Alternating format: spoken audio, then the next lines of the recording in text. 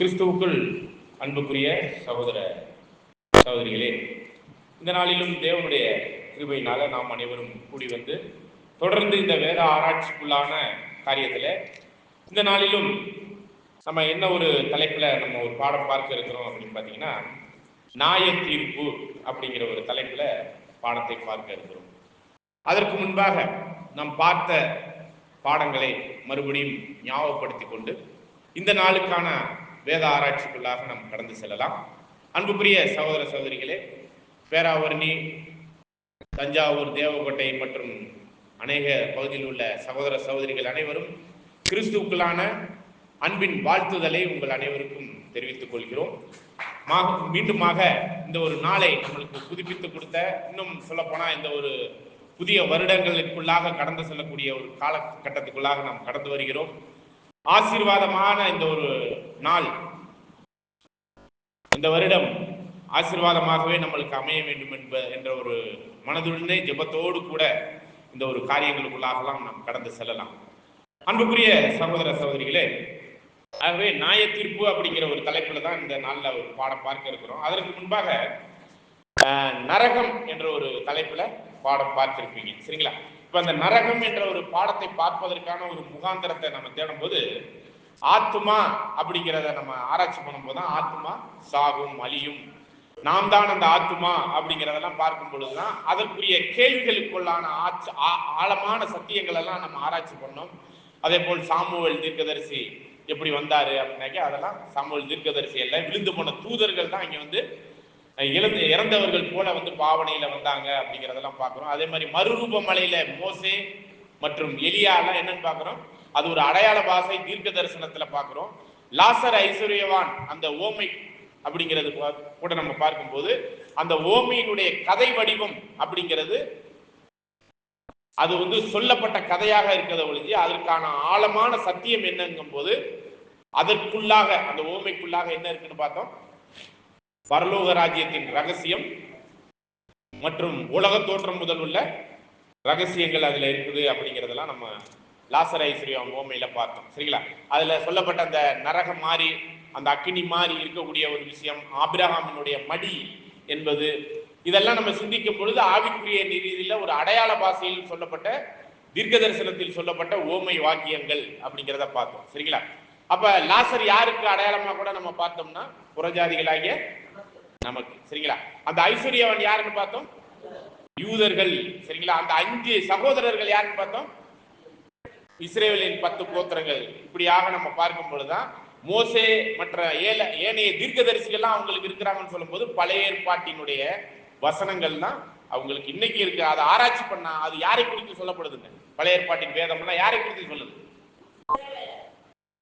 பழைய ஏற்பாட்டின் வேதம், வேத வாக்கியங்களை ஆராய்ந்து பாருங்கள், கிறிஸ்துவை பற்றி சொல்ல. அவங்க தெளிவா ஆராய்ச்சி பண்ணல அப்படிங்கிறது தான் அதுல இருந்தெல்லாம் நம்ம புரிந்து கொள்கிறோம், சரிங்களா? அதை தொடர்ந்து தான் அப்ப நரகம்னா இருக்கா இல்லையா அப்படிங்கிற ஒரு கேள்வி வந்துருச்சு. இப்ப செத்தவங்க எல்லாம் என்ன நிலைமையில இருக்கிறாங்க இப்படிங்கிற ஒரு கேள்விக்கான பதில் தான் நம்ம கடந்த கூடுகையில நரகம் அப்படிங்கிறது என்னங்கிறத நம்ம பார்த்தோம். அப்படிப்பட்ட நரகம் அப்படிங்கிறத பழைய ஏற்பாடு புதிய ஏற்பாட்டுல ஏறக்குறைய 65 முறை இந்த ஒரு வார்த்தைகளை மொழிபெயர்க்கக்கூடிய ஒரு விஷயத்துல பழைய ஏற்பாடு முழுவதிலுமே பாதாளம், படுகுழி, நரகம் அப்படிங்கிற ஒரு இதெல்லாம் எந்த ஒரு மூல பாஷையிலிருந்து எடுக்கப்பட்டதுன்னு பாத்தீங்கன்னா எபிரேய மொழியிலிருந்து, சரிங்களா? அத சியோல் என்ற ஒரு வார்த்தையிலிருந்து துன்மார்க்கமா செத்த ஒரு நபரை பத்தி சொல்லும் பொழுது என்ன சொல்லிடுறாங்க, நரகத்துக்கு போன மாதிரியும், ஒரு நல்ல மனுஷன் நீதிமான் செத்த ஒரு நிலைமையில போறவங்களை பத்தி சொல்லும் போது பாதாளம் என்றும் மொழிபெயர்த்துட்டாங்க. இது வந்து மொழிபெயர்ப்புக்காரர்களுடைய தவறு. ஒரிஜினலா பார்க்கும்போது சியோல் அப்படிங்கிறது வந்து ஒரு கல்லறைக்கு அடையாளமாக சொல்லப்படுறதுன்னா நம்ம வேத ரீதியா பழைய ஏற்பாட்டுல நம்ம பார்த்த ஒரு சில விஷயங்கள். அதை தொடர்ந்து நம்ம புதிய ஏற்பாட்டுல பார்க்கும்போது 3 வார்த்தைகளை என்னன்னு பார்க்கிறோம், மொழிபெயர்ப்புல பார்க்கிறோம். புதிய ஏற்பாடு எந்த மொழியில மொழிபெயர்க்கப்பட்டது தெரியுங்களா? கிரேக்க மொழி. நல்லா கவனிச்சுங்க, கிரேக்க மொழி. எபிரேய மொழியில மொழிபெயர்க்கப்பட்டது பழைய ஏற்பாடு. அப்ப புதிய ஏற்பாட்டுல மொழிபெயர்க்கப்பட்ட கிரேக்க மொழியில 3 வார்த்தைகளை நரகம் என்று பயன்படுத்தி இருக்கிறாங்க. ஒண்ணு வந்து ஹேட்ஸ் அப்படிங்கிறது அந்த லாசர் ஐஸ்வர்யவான்ல அந்த நெருப்புமயமான அந்த இடத்துக்கு என்னன்னு ஒரு மொழிபெயர்ப்பு சொல்லப்படுதுன்னா ஹேட்ஸ் அக்கினி நிறைந்த ஒரு நெருப்பு மாதிரி அப்படிங்கிறதுக்கு பாதாளம் அல்லது ஆண்டவருக்கு கூட ஒரு வசனம் சொல்லப்படும் பொழுது அவருடைய ஜீவனை நித்தியத்திற்கும் பாதாளத்தில் விடீர் அப்படிங்கிற ஒரு வசனம் சங்கீதத்திலே இருந்த வசனங்கள் எல்லாம் நம்ம பார்த்தோம். அதெல்லாம் எந்த ஒரு வார்த்தையினுடைய காரியம் பார்த்தீங்கன்னா ஹேட்ஸ் அப்படிங்கிற ஒரு விஷயம். அதே மாதிரி தேவ தூதர்களை பத்தி பார்க்கும்போது தேவ தூதர்களை என்ன பண்ணியிருக்கிறார், அந்தகார சங்கிலியில் கட்டி நரகத்தில் தள்ளின்னு சொல்லப்பட்ட அந்த நரகம்ங்கிற ஒரு வார்த்தையை நம்ம சிந்திக்கும் பொழுது அந்த நரகம்ங்கிற ஒரு வார்த்தை டெரோட்டஸ் என்ற ஒரு வார்த்தையினுடைய மூலமாக சொல்லப்படுகிற ஒரு விஷயம். இந்த டெரோட்டஸ் அப்படிங்கிறது என்னன்னு பார்த்தீங்கன்னா, இது கூட அந்த வசனம் எங்க இருக்கு அப்படின்னு பார்த்தீங்கன்னா, எங்க இருக்கு டெரோட்டஸ் என்ற ஒரு வார்த்தை? 1 பேதுரு 2ஆம் அதிகாரமா?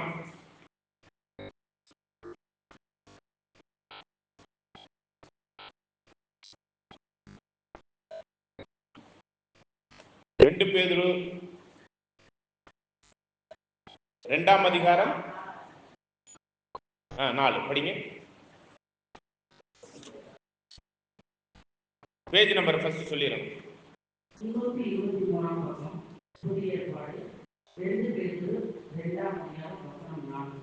பாவம் செய்த தூதர்களை தேவன் தப்பவிடாமல் அந்தகார சங்கிலியை கட்டி நரகத்தை தள்ளி. அந்த இடத்துல சொல்லப்படுற நரகம் அப்படிங்கிறது கிரேக்க மொழியில டெரோட்டஸ். இங்க இந்த கிங் ஜேம்ஸ் வெர்ஷன் ஆங்கிலத்தில் இருக்கு, அதுல குறிப்பில் போட்டிருக்கிறாங்க, நீங்க வேணா அப்புறம் பார்த்துக்கணும். டெரோட்டாஸ் அப்படிங்கிறது வந்து வானமண்டலத்தில் உள்ள ஒரு பகுதி. அதாவது அட்மாஸ்பியர்ல ஹைனோஸ்பியர், எக்ஸோஸ்பியர் அப்படிங்கும்போது டெரோஸ்பியர் அப்படின்னு சொல்லி ஒரு 6-7 படிவங்களாக நிலைகளாக சொல்லப்படுது. இந்த ஒரு அட்மாஸ்பியர் காற்றினுடைய அந்த ஒரு நிலைமை, அதுல ஒரு பகுதி தான் என்னன்னு பாத்தீங்கன்னா டெரோஸ்பியர் அப்படின்னு கூட நீங்க இதுல பார்க்கும்போது புவியியல் அப்படிங்கிற அந்த ஒரு இதுல பாடங்கள்ல பார்க்கும்போது டெரோஸ்பியர் அப்படிங்கிற ஒரு பகுதி. இந்த பகுதியில தேவதூதர்களை என்ன பண்ணி வச்சிருக்கிறாருங்க, அதை வந்து அவங்க மொழிபெயர்ப்புக்காரர்கள் நரகம்னு சொல்லிட்டாங்க. அது வந்து டெரோட்டஸ் என்ற ஒரு பகுதி. சரிங்களா? இன்னொரு வசனத்துல நம்ம பார்க்கும்போது மார்க் 9ஆம் அதிகாரம் 42 பார்க்கும்போது கெஹனா என்ற ஒரு வார்த்தையை இங்க நரகமாக சொல்லி இருக்கிறாங்க. மார்க் 9ஆம் அதிகாரத்தை படிக்கலாம் பாருங்க.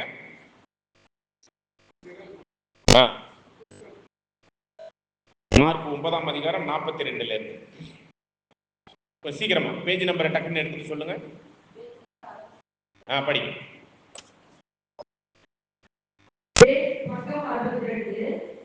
மார்க் 9ஆம் அதிகாரம் 42ஆம் வசனம். என்னிடத்தில் விசுவாசமாய் இருக்கிற இந்த செய்தியில் ஒருவனுக்கு இடரல் உண்டாக்குகிறவன் எவனோ அவனுடைய கழுத்தில் எந்திரக்கல்லை கட்டி சமுத்திரத்தில் அவனை தள்ளி போடுகிறது அவனுக்கு நலமாய் இருக்கும். தொடர்ந்து. உன் கை உனக்கு இடரல் உண்டாக்கினால் அதை தள்ளி போடு. நீ 2 கை உடையவனாய் அவியான அக்கினி உள்ள நரகத்திலே போவதை பாருங்க. அவியாத அக்கினி உள்ள நரகம் அப்படிங்கிற இடத்துல சொல்லப்பட்ட அந்த நரகம்ங்கிற ஒரு வார்த்தை கிரேக்க பதத்துல கெஹனா அப்படிங்கிற ஒரு வார்த்தையை வச்சுதான் இங்க மொழிபெயர்த்து இருக்கிறாங்க. சரிங்களா? புதிய ஏற்பாட்டுல 3 வார்த்தைகள். சரிங்களா? பழைய ஏற்பாட்டுல ஒரு வார்த்தை சியோல், புதிய ஏற்பாட்டுல ஹேட்ஸ், கெஹனா, டெரோட்டஸ். டெரோட்டஸ்ங்கிறது வானமண்டலத்தில் உள்ள பொல்லாத ஆவிகளின் சேனையை கட்டி இருக்கிற அந்த பகுதி. இந்த இடத்துல சொல்லப்படுறது உன் கை, உன் கண், உன் கால் உனக்கு இடரலாச்சுன்னா அதை என்ன பண்ணிரு, வெட்டி எரிஞ்சிரு. நீ 2 கை உடையவனாய் எரியாத அவியாத அக்கினி உள்ள கெஹனாவில் போடப்படுவதை பார்க்கிலும் நீ ஒத்தை கண் உடையவனா இல்லது ஒத்தை கால் உடையவனா இல்லது ஒத்தை கை உடையவனா ஜீவனுக்கு பரலோகத்திற்குரிய அந்த வாய்ப்புல பிரவேசிப்பது நலமா இருக்கும்னு சொல்லிட்டாரு. அப்ப இதை லிட்டரலா நம்ம எடுத்து பார்த்தோம்னாலும் அது நம்ம அப்படின்னா என்ன பார்க்கணும், நம்ம எல்லாம் பிறக்கும் போதே நீதிமானான்னு பார்த்தீங்கன்னா இல்லை.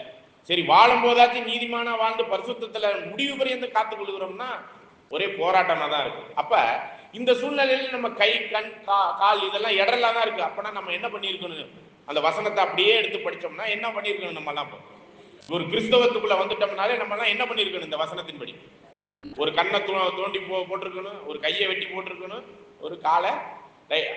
அப்ப எனது உனது வலது கால் உனது வலது கைனா இதுதான் செய்யுமா தப்பு, இந்த கை செய்யாதா அப்படின்னா ஒரு கேள்வி எல்லாம் இருக்குது. அப்ப இந்த இடத்துலதான் சொல்லப்படும் பொழுது அது அந்த ஒரு தன்மைக்குரிய முக்கியத்துவம் வாய்ந்த ஒரு விஷயம் இந்த உலக பிரகாரமான காரியத்தில் ஈடுபடும் போது நம்மளுக்கு கண்ணு மாதிரி இருக்கிறது என்ன? இந்த சத்திய ஜீவியத்துல நம்மளுக்கு கண்ணு மாதிரி இருக்கக்கூடிய ஒரு விஷயம் நம்மளுக்கு என்ன பண்ணும்? இந்த சத்திய ஜீவியத்துல ஓடுவதற்கு தடையா இருக்கு. அதை முதலாவது யார நம்ம முக்கியத்துவம் கொடுக்கணும்னா கிறிஸ்து. அதைதான் நம்ம பார்க்கும்போது, என்னிலும் அதிகமாய் அன்பு என்ன மேல நீங்க அன்பு காமிக்கலன்னா என்னுடைய இதுக்கு பாத்திரவான் இல்லைன்னு சொல்லிட்டாரு. அப்ப நம்மளை சுத்தி இருக்கிற அநேக விஷயத்துல கண்ணு மாறி, நம்மளுடைய கை மாறி, நம்மளுடைய கால் மாறி இருக்கக்கூடிய வலது கை அப்படிங்கிற அளவுக்கு நம்மள நண்பர்களை சொல்லுவோம், மனைவியை சொல்லுவோம், நம்மளுடைய பிள்ளைகளை சொல்லுவோம், கண்ணு மாதிரி சொல்லி நம்ம பிள்ளைகளை சொல்லுவோம். இது மாதிரி சூழ்நிலையில் உள்ள ஒரு விஷயத்தினால இந்த சமுதாய கொள்கைகள், மத கொள்கைகள், பொருளாதார கொள்கைகள் இவையெல்லாம் நம்மளுக்கு என்ன பண்ணும்னா இடரலா இருந்து இந்த ஜீவனுக்கு போற பாதைக்கு தடையா இருக்கும் பொழுது அதை தரித்து எங்க போட்டுறணுமா? கெகனா என்னும் அவியாத அக்கினி உள்ள இடம். அப்படிங்கும் போது அப்படின்னா அது என்ன இடம் அப்படிங்கிற போன பாடத்துல பாத்தீங்களா? இந்த கெகனாங்கிறது என்னன்னு பாத்தீங்களா? கெகனா என்றால் என்ன அப்படிங்கிறதுக்கு என்ன விளக்கம்? எரிநகர பள்ளம். சரிங்களா? அதுதான் மெயின். சரிங்களா? இந்த இன்னும் பள்ளத்தாக்கு அப்படிங்கிறது என்னன்னு பாத்தீங்கன்னா, இஸ்ரேல் ஜனங்கள் சரிங்களா, அவர்கள் என்ன பண்ணாங்கன்னா இன்னும் பள்ளத்தாக்குல மோலேகு என்ற ஒரு கடவுள்லாம் பத்தி சொல்லப்படும். இந்த மோலேகு யாருன்னா நிம்ரோத்தினுடைய பையன், சிம்ரமிஸினுடைய பையன். சிம்ரமிஸ்ங்கிறது அம்மா, நிம்ரோத்துங்கிறது அப்பா.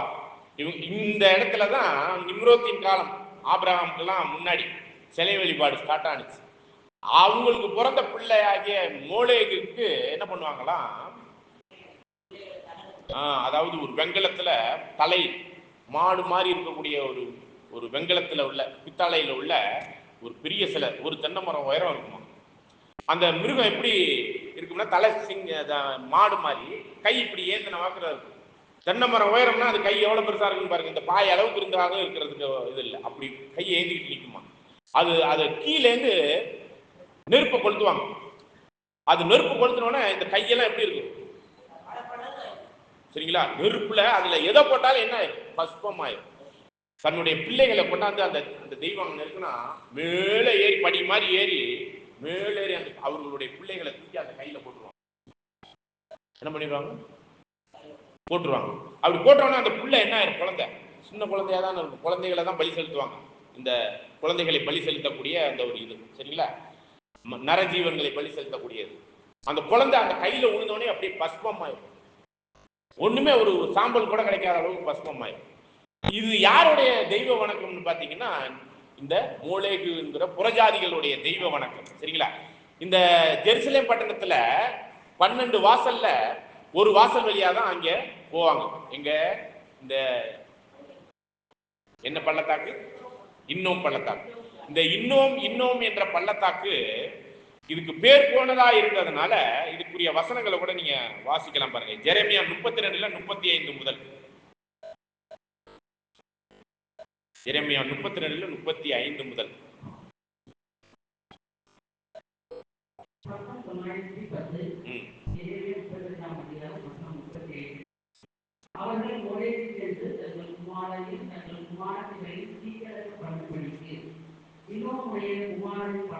பாருங்க, இன்னும் குமாரருடைய பள்ளத்தாக்குல அந்த பாகாலின் மேடைகளை கட்டி தான் அதுல அந்த ஒரு சிலைக்கு என்ன பண்ணுவாங்க, அந்த பிள்ளைகளை பலி செலுத்துவாங்க. படிங்க 38 வரை படிக்கணும்.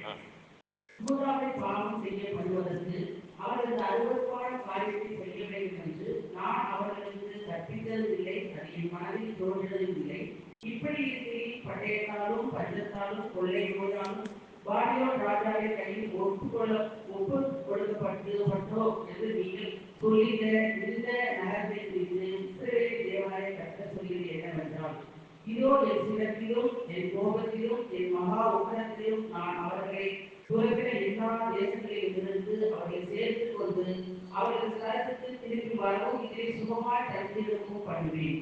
அவர்கள் ஜனமாய் இருப்பார்கள், நான் அவர்கள் தேவனாய் இருப்பேன். 38 வரை. அப்ப அவர்கள் சரியான பிறகு நான் திரும்ப கொண்டாந்து சேர்ப்பேங்கும் போதுதான் இந்த மாதிரியான விஷயங்கள் எல்லாம் இஸ்ரேல் ஜனங்கள் படிச்சுட்டு ஐயோ நம்ம பிள்ளைகளை வேத ரீதியா தப்பு பண்ணிட்டோமே. உபாகமம் 18 பாத்தீங்கன்னா தன் பிள்ளையாவது தன் மகளையாவது நெருப்புல போடுற கூடாது அப்படின்னு நியாயப்பிரமாண சட்டம். சரிங்களா? எரேமியா 7:31 பார்க்கும்போது ரொம்ப ஆச்சரியமா சொல்லப்படுது இந்த வசனம். சரிங்களா? ஏன்னா இந்த நரக போதனைக்கு எதிர்மறையான வசனம் இது. படிக்கலாம் பாருங்க, எரேமியா 7:31.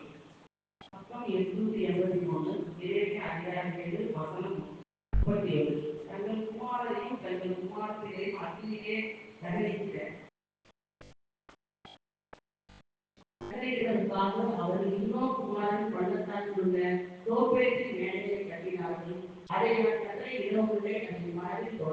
பாருங்க, இது ஆச்சரியமா இருக்குங்க. இப்ப நரக போதனைனால என்னன்னு நம்மளுக்கு தெரியும். நெருப்புல போட்டு எரிக்கிறது, நித்தியத்துக்கு சாவு இல்லை. இந்த கெகனாங்கிற ஒரு இடமே என்னது? அவியாத அக்னினா நெருப்பு அணைஞ்சே போகாது, ஆனா நெருப்பு எரிஞ்சுக்கிட்டே இருக்கும். அதே நேரத்துல அந்த புழுக்கள் சாகாம இருக்கும். அந்த இடத்துல கொண்டு போய் போட்டுருவாங்க அப்படிங்கிற மாதிரி சொல்லப்படுற இடம் தான் இந்த இன்னும் பள்ளத்தாக்கு. சரிங்களா?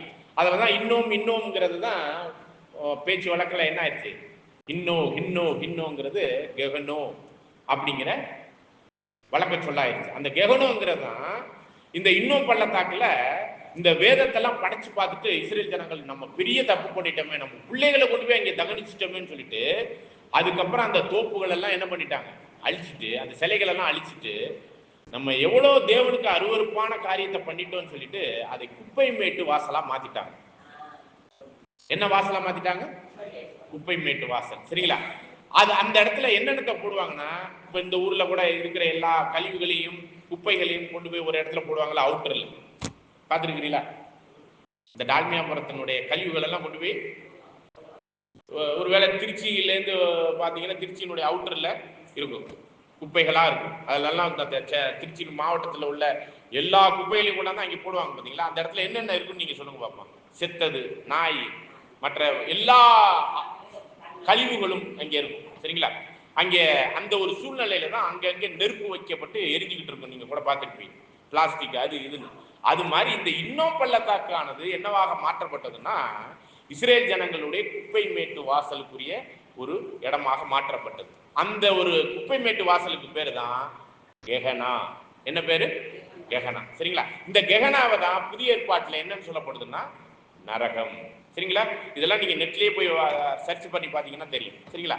அப்படிங்கும் போதுதான் இந்த இடத்துல எப்படி புழு சாகாமலும் அக்கினி அழியாமலும்னா அங்க என்னென்ன போடுவாங்கன்னு பாத்தீங்கன்னா, நாயப்படி செத்த நல்ல மனுஷர்கள் எல்லாம் கல்லறையில வச்சிருவாங்க. சரிங்களா? பாவம் செய்தவர்களே, ரொம்ப தூக்கு தண்டனை கைதிகள் எல்லாம் தூக்கி கொண்டு போய் அந்த இன்னும் பள்ளத்தாக்குல தூக்கி எரிஞ்சிட்டு வந்துடுவாங்க. சரிங்களா? அது மாதிரி செத்த நாய், ஏதாச்சும் மற்ற மிருகங்கள் செத்ததெல்லாம் கொண்டு போய் அங்கே போட்டுருவாங்க. குப்பையெல்லாம் இங்கே கொண்டு போட்டுட்டு வந்துடுவாங்க. அப்ப அங்க என்னதான் இருக்கும்? அந்த செத்த நாய், மனுஷன், அதுகளுடைய புழு இருக்கும். அதே நேரத்தில் ஆங்காங்கே குப்பை இருக்கிறதுனால அதை அழிக்கிறதுக்காக ஆங்காங்கே கந்தகத்தை கொண்டு வச்சிருப்பாங்க. அது வந்து எரிஞ்சுக்கிட்டே இருக்கும். அந்த நெருப்பு அவியாமலும் அந்த புழு சாகாமலும்னா நீங்க இந்த மார்க்ல படிங்க அந்த ஒரு வசனத்தை. யாருடைய புழு சாகாமலும் இருக்கும் பாருங்க, படிங்க. மார்க் 9:40 படிங்க.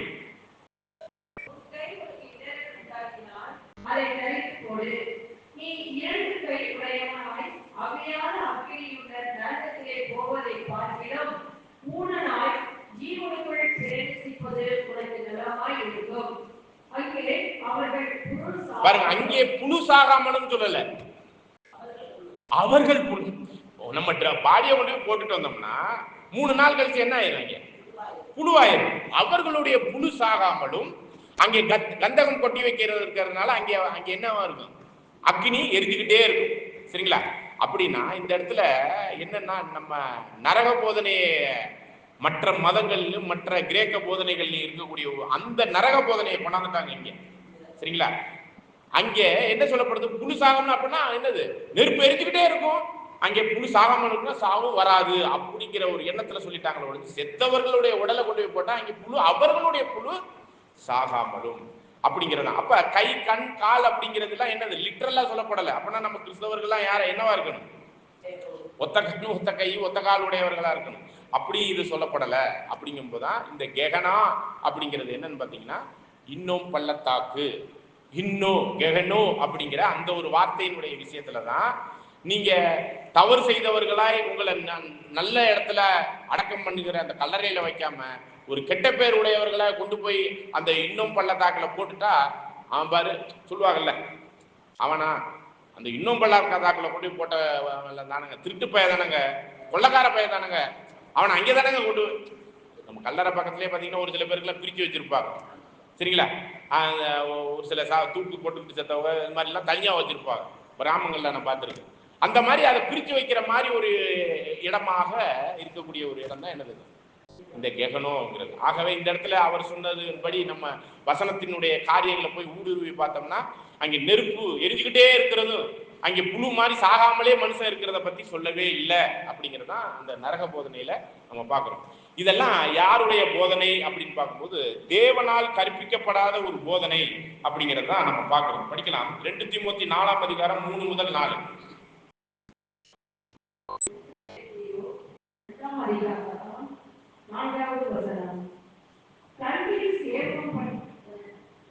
2 தீமோத்தி 4ஆம் அதிகாரம் 3 முதல்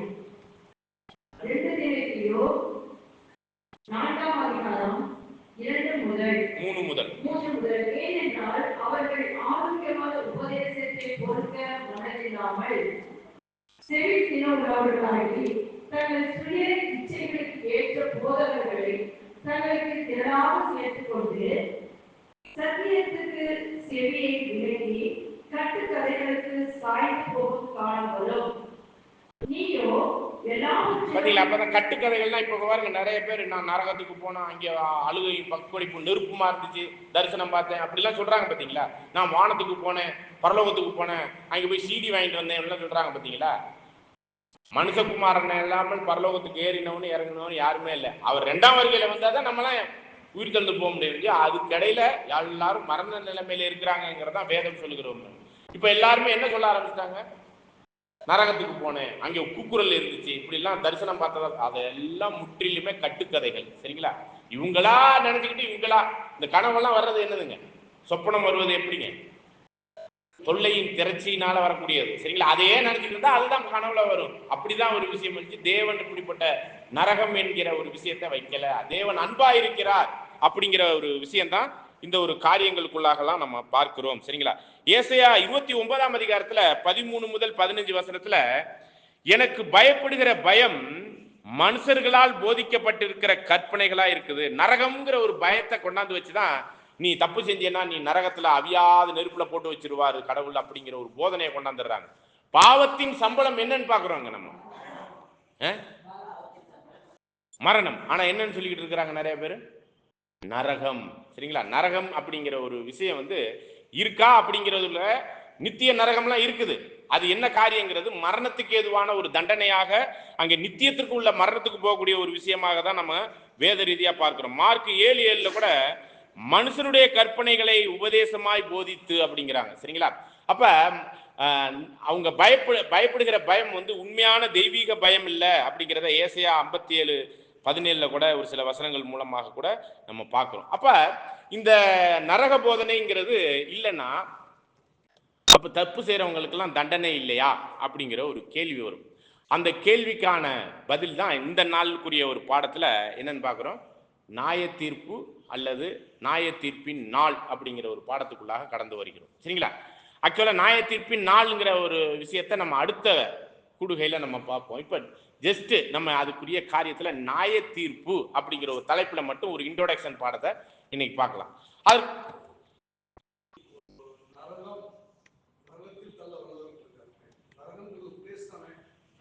நிச்சயமா அது ஒரு பிளேஸாக தான் இருக்குது. அந்த நரகம்ங்கிறது பாதாளம், கல்லறை, படுகுழி இப்படியாக தான் மொழிபெயர்க்கப்பட்டிருக்கு சரிங்களா. இப்ப இந்த ஒரு விஷயத்தை நம்ம தப்பா புரிந்து கொள்ள வேண்டாம். ஆனா நித்திய நரகம் என்ற ஒரு விஷயம் இருக்குது, அது என்னங்கிறத நம்ம அதையும் சிந்திக்கலாம் சரிங்களா. ஆனா இந்த இடத்துல நித்திய நரகம் அல்லது நரகம் அப்படிங்கிறது அது விழுந்து போன தூதர்களுக்கான ஒரு இடம். கெகனா அப்படிங்கிறது ஆமா சங்கிலினா இரும்பு சங்கிலி இல்ல அவர்களுக்குன்னு ஒரு ஆவிக்குரிய சங்கிலி இருக்கு. அவங்க அதை தாண்டி இங்க பூமிக்கு வர முடியாது. வரலாம். எப்படி வரலாம்னா, அது இது முதல் உலகத்துல மாமிச சரீரத்துல வந்து பெண் கொண்டு குழந்தை பெற்றார்கள். அந்த மாமிச சரீரத்தோட வர முடியாத அளவுக்கு தேவன் என்ன பண்ணிட்டார்? வானமண்டலத்தில் உள்ள பொல்லாத ஆவிகளின் சேனைகளோடு நம்மளுக்கு போராட்டம் என்கிற அந்த வானமண்டலத்துல அதுகள் இருக்கக்கூடிய அந்த விழுந்து போன தூதர்கள் இருக்கக்கூடிய இடத்துக்கு பேரு வந்து ஹெரோடஸ். சரிங்களா? ஹெட்டஸ் அப்படிங்கிறது வந்து பாதாளம்.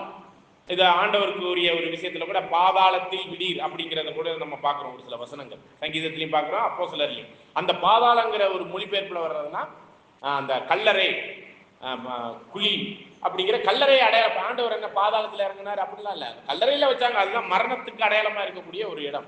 அதே மாதிரி கெகனா அப்படிங்கிறது வந்து ஒரு அருவருக்கத்தக்க குப்பை மேட்டு வாசல தான் இங்க நரகமாக சொல்லப்பட்டிருக்கிறத நம்ம அடையாள பாசையிலே அதை போய் நம்ம பார்க்கிறோம். சரிங்களா? அது அடையாள பாசையில் சொல்லப்பட்டது. ஆவிக்குரிய ரீதியில நம்ம எப்படிங்கிறத நம்ம பார்க்க வேண்டிய ஒரு விஷயத்தை பார்த்தோம். அதே மாதிரி நித்திய நரகத்தை பத்தியும் சொல்லப்பட்டிருக்கு. அது எப்பதான் அப்படின்னு பாத்தீங்கன்னா இந்த பாடத்துல நம்ம புரிந்து கொள்ள முயற்சி பண்ணலாம், இப்ப இன்னைக்கு இருக்கிற பாடத்துல. ஏன்னா நித்திய நரகம் அப்படிங்கிறது நித்தியத்திற்கும் இரண்டாம் மரணத்துல போகக்கூடிய ஒரு ரிசல்ட், ஜட்ஜ்மெண்ட், தீர்ப்பு. அதனாலதான் இந்த பாடத்துல என்னன்னு பார்க்க போறோம்னா தீர்ப்பு, நியாய தீர்ப்பை பத்தி நம்ம பாடமா ஃபர்ஸ்ட் நம்ம பார்த்துட்டோம்னா நியாய தீர்ப்பின் நாள் அப்படிங்கிற ஒரு விஷயம் கூட இருக்கு. சரிங்களா? நியாய தீர்ப்பிற்குன்னு ஒரு நாள் இருக்கு, தெரியுங்களா? இருக்கா இல்லையா? பாருங்க, நீங்க நம்ம ஒரு சில கேள்விகளை எழுப்பிட்டு நம்ம அந்த ஒரு காரியத்துக்குள்ள போலாம். அதுக்கு முன்பாக ஒரு வசனத்தை, அந்த நியாய தீர்ப்பின் நாளை பத்தி ஒரு விஷயத்தை படிச்சுக்கலாம். பாருங்க, யோவான் 12ஆம் அதிகாரத்துல 48வது வசனத்தை வாசி. யோவான் 12ஆம் அதிகாரம் 48வது வசனம், பக்கம் 147.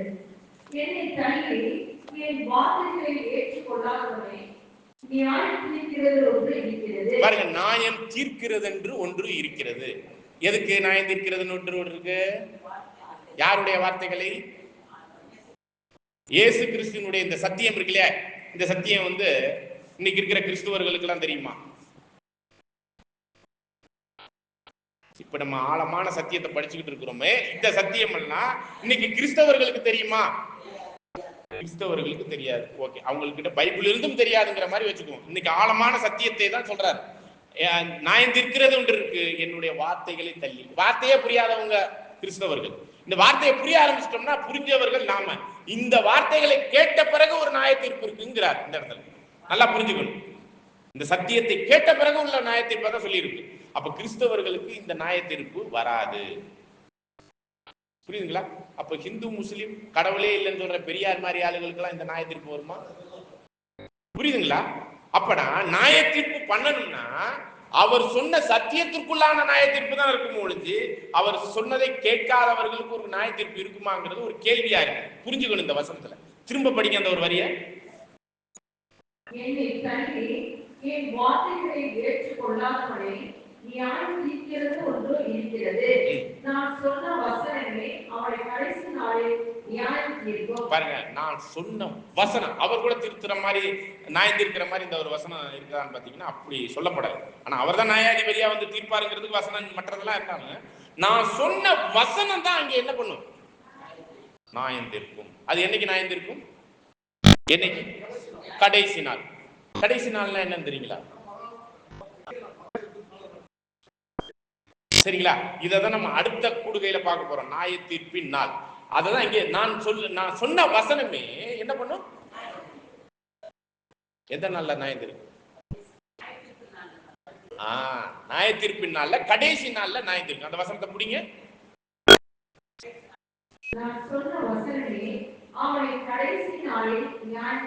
அப்ப கடைசி நாள்னு ஒண்ணு இருக்கு. அப்ப அதுக்கு முந்தின நாள், அதுக்கு முந்தின நாள் அப்படின்னா ஒரு சில நாட்கள்லாம் இருக்கா இல்லைங்களா? கடைசி நாள்னு ஒண்ணு இருக்கு, அதுக்கு முந்தின நாள் அப்படின்னா ஒரு நாள்லாம் இருக்குதா இல்லையா? அப்ப அந்த நாட்கள்ல தான் இப்ப நம்ம என்ன பண்ணிக்கிட்டு இருக்கிறோம், வாழ்ந்துகிட்டு இருக்கிறோங்கிற மாதிரி ஒரு கேள்வி இருக்குது. அதனால கடைசி நாள்ல அவர் சொன்ன வார்த்தைகளை கேட்டு அதன்படி நடக்காதவனுக்கு ஒரு நியாய தீர்ப்பு இருக்குன்னு சொல்லிட்டு கடைசி நாளை பத்தி இங்க சொல்லிட்டார். ஓகேங்களா? இப்ப நம்ம கடைசி நாள்ங்கிற நியாய தீர்ப்பின் நாளை பத்தி இன்னைக்கு பாடம் பார்க்கல. வேணா நம்ம ஒரு இன்ட்ரோடக்ஷன் தான் பார்ப்போம் முடிஞ்சு. நியாய தீர்ப்புனா என்னங்கிறது தான் இந்த பாடத்துல நம்ம பார்க்க போறோம். சரிங்களா? அப்ப இந்த நியாய தீர்ப்பு அப்படிங்கிற ஒரு விஷயத்தை பொறுத்த மட்டும் ஒரு கேள்வி, இந்த ஒரு வசனத்தை படிச்சுட்டு நீங்க ஒரு புரிந்து கொள்ளுத படி இந்த ஒரு வசனத்துக்கான ஒரு பதிலை நீங்க சொல்லுங்க, நீங்களா சொல்லுங்க, சரிங்களா? எபிரேயர் 9ஆம் அதிகாரம் 27வது வசனம்.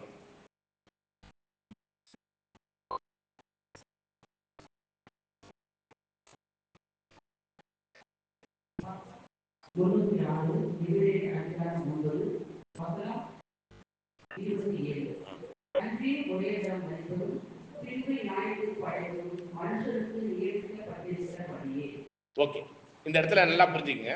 மனுஷனுக்கு என்ன பண்ணணும்? ஒரு தரம் மரிக்கணும். பின்பு என்ன பண்ணணும்? நியாய தீர்ப்பு அடையணுங்கிறது நியமிக்கப்பட்டிருக்கு. ஒவ்வொரு மனுஷனுக்கும் சாகணும், செத்த பிறகு நியாய தீர்ப்பு அடையணுங்கிறது நியமிக்கப்பட்டிருக்கு. சரி, இப்ப இந்த நியாய தீர்ப்புங்கிறது எப்பதான் நடக்கிறதா நம்மளுக்கு சொல்லப்பட்டிருக்கிறதா நம்ம அனுமானம் பண்ணிக்கலாம்? செத்த உடனே, செத்த உடனே நியாய தீர்ப்பு அப்படி எடுத்துக்கலாமா? உயிரோட எந்திரிச்சு வந்த பிறகுதான் நியாய தீர்ப்பு. நீங்க அடுத்த வசனத்தை கூட படிங்க.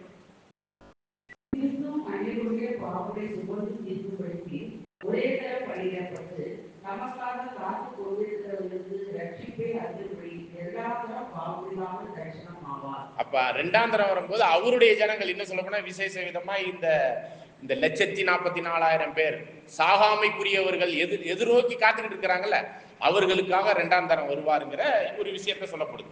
ஆனா இங்கே சொல்லப்பட்ட அந்த 27வது வசனம் எல்லா மனுஷரும் ஒரு தரம் மரிப்பதும் பின்பு நியாய தீர்ப்பு அடைவதும் எல்லாருக்கும் நியமிக்கப்பட்டிருக்கு. இதுதான் அவங்களுக்கு அப்படிங்கிற மாதிரி கடவுள் சார்பாக ஒரு தீர்ப்பு எழுதப்பட்டிருக்கு. ஓகே, இப்ப கேள்வி என்னன்னா, ஆதாம் பாவம் செஞ்சார். நல்லா கவனிங்க, எத்தனை பாவம் செஞ்சார்? ஒரே ஒரு பாவம். அவருக்கான தீர்ப்பு கொடுக்கப்பட்டு முடிஞ்சிருச்சா, இல்ல இன்னும் அவருக்கு நியாய தீர்ப்பு இருக்குதா?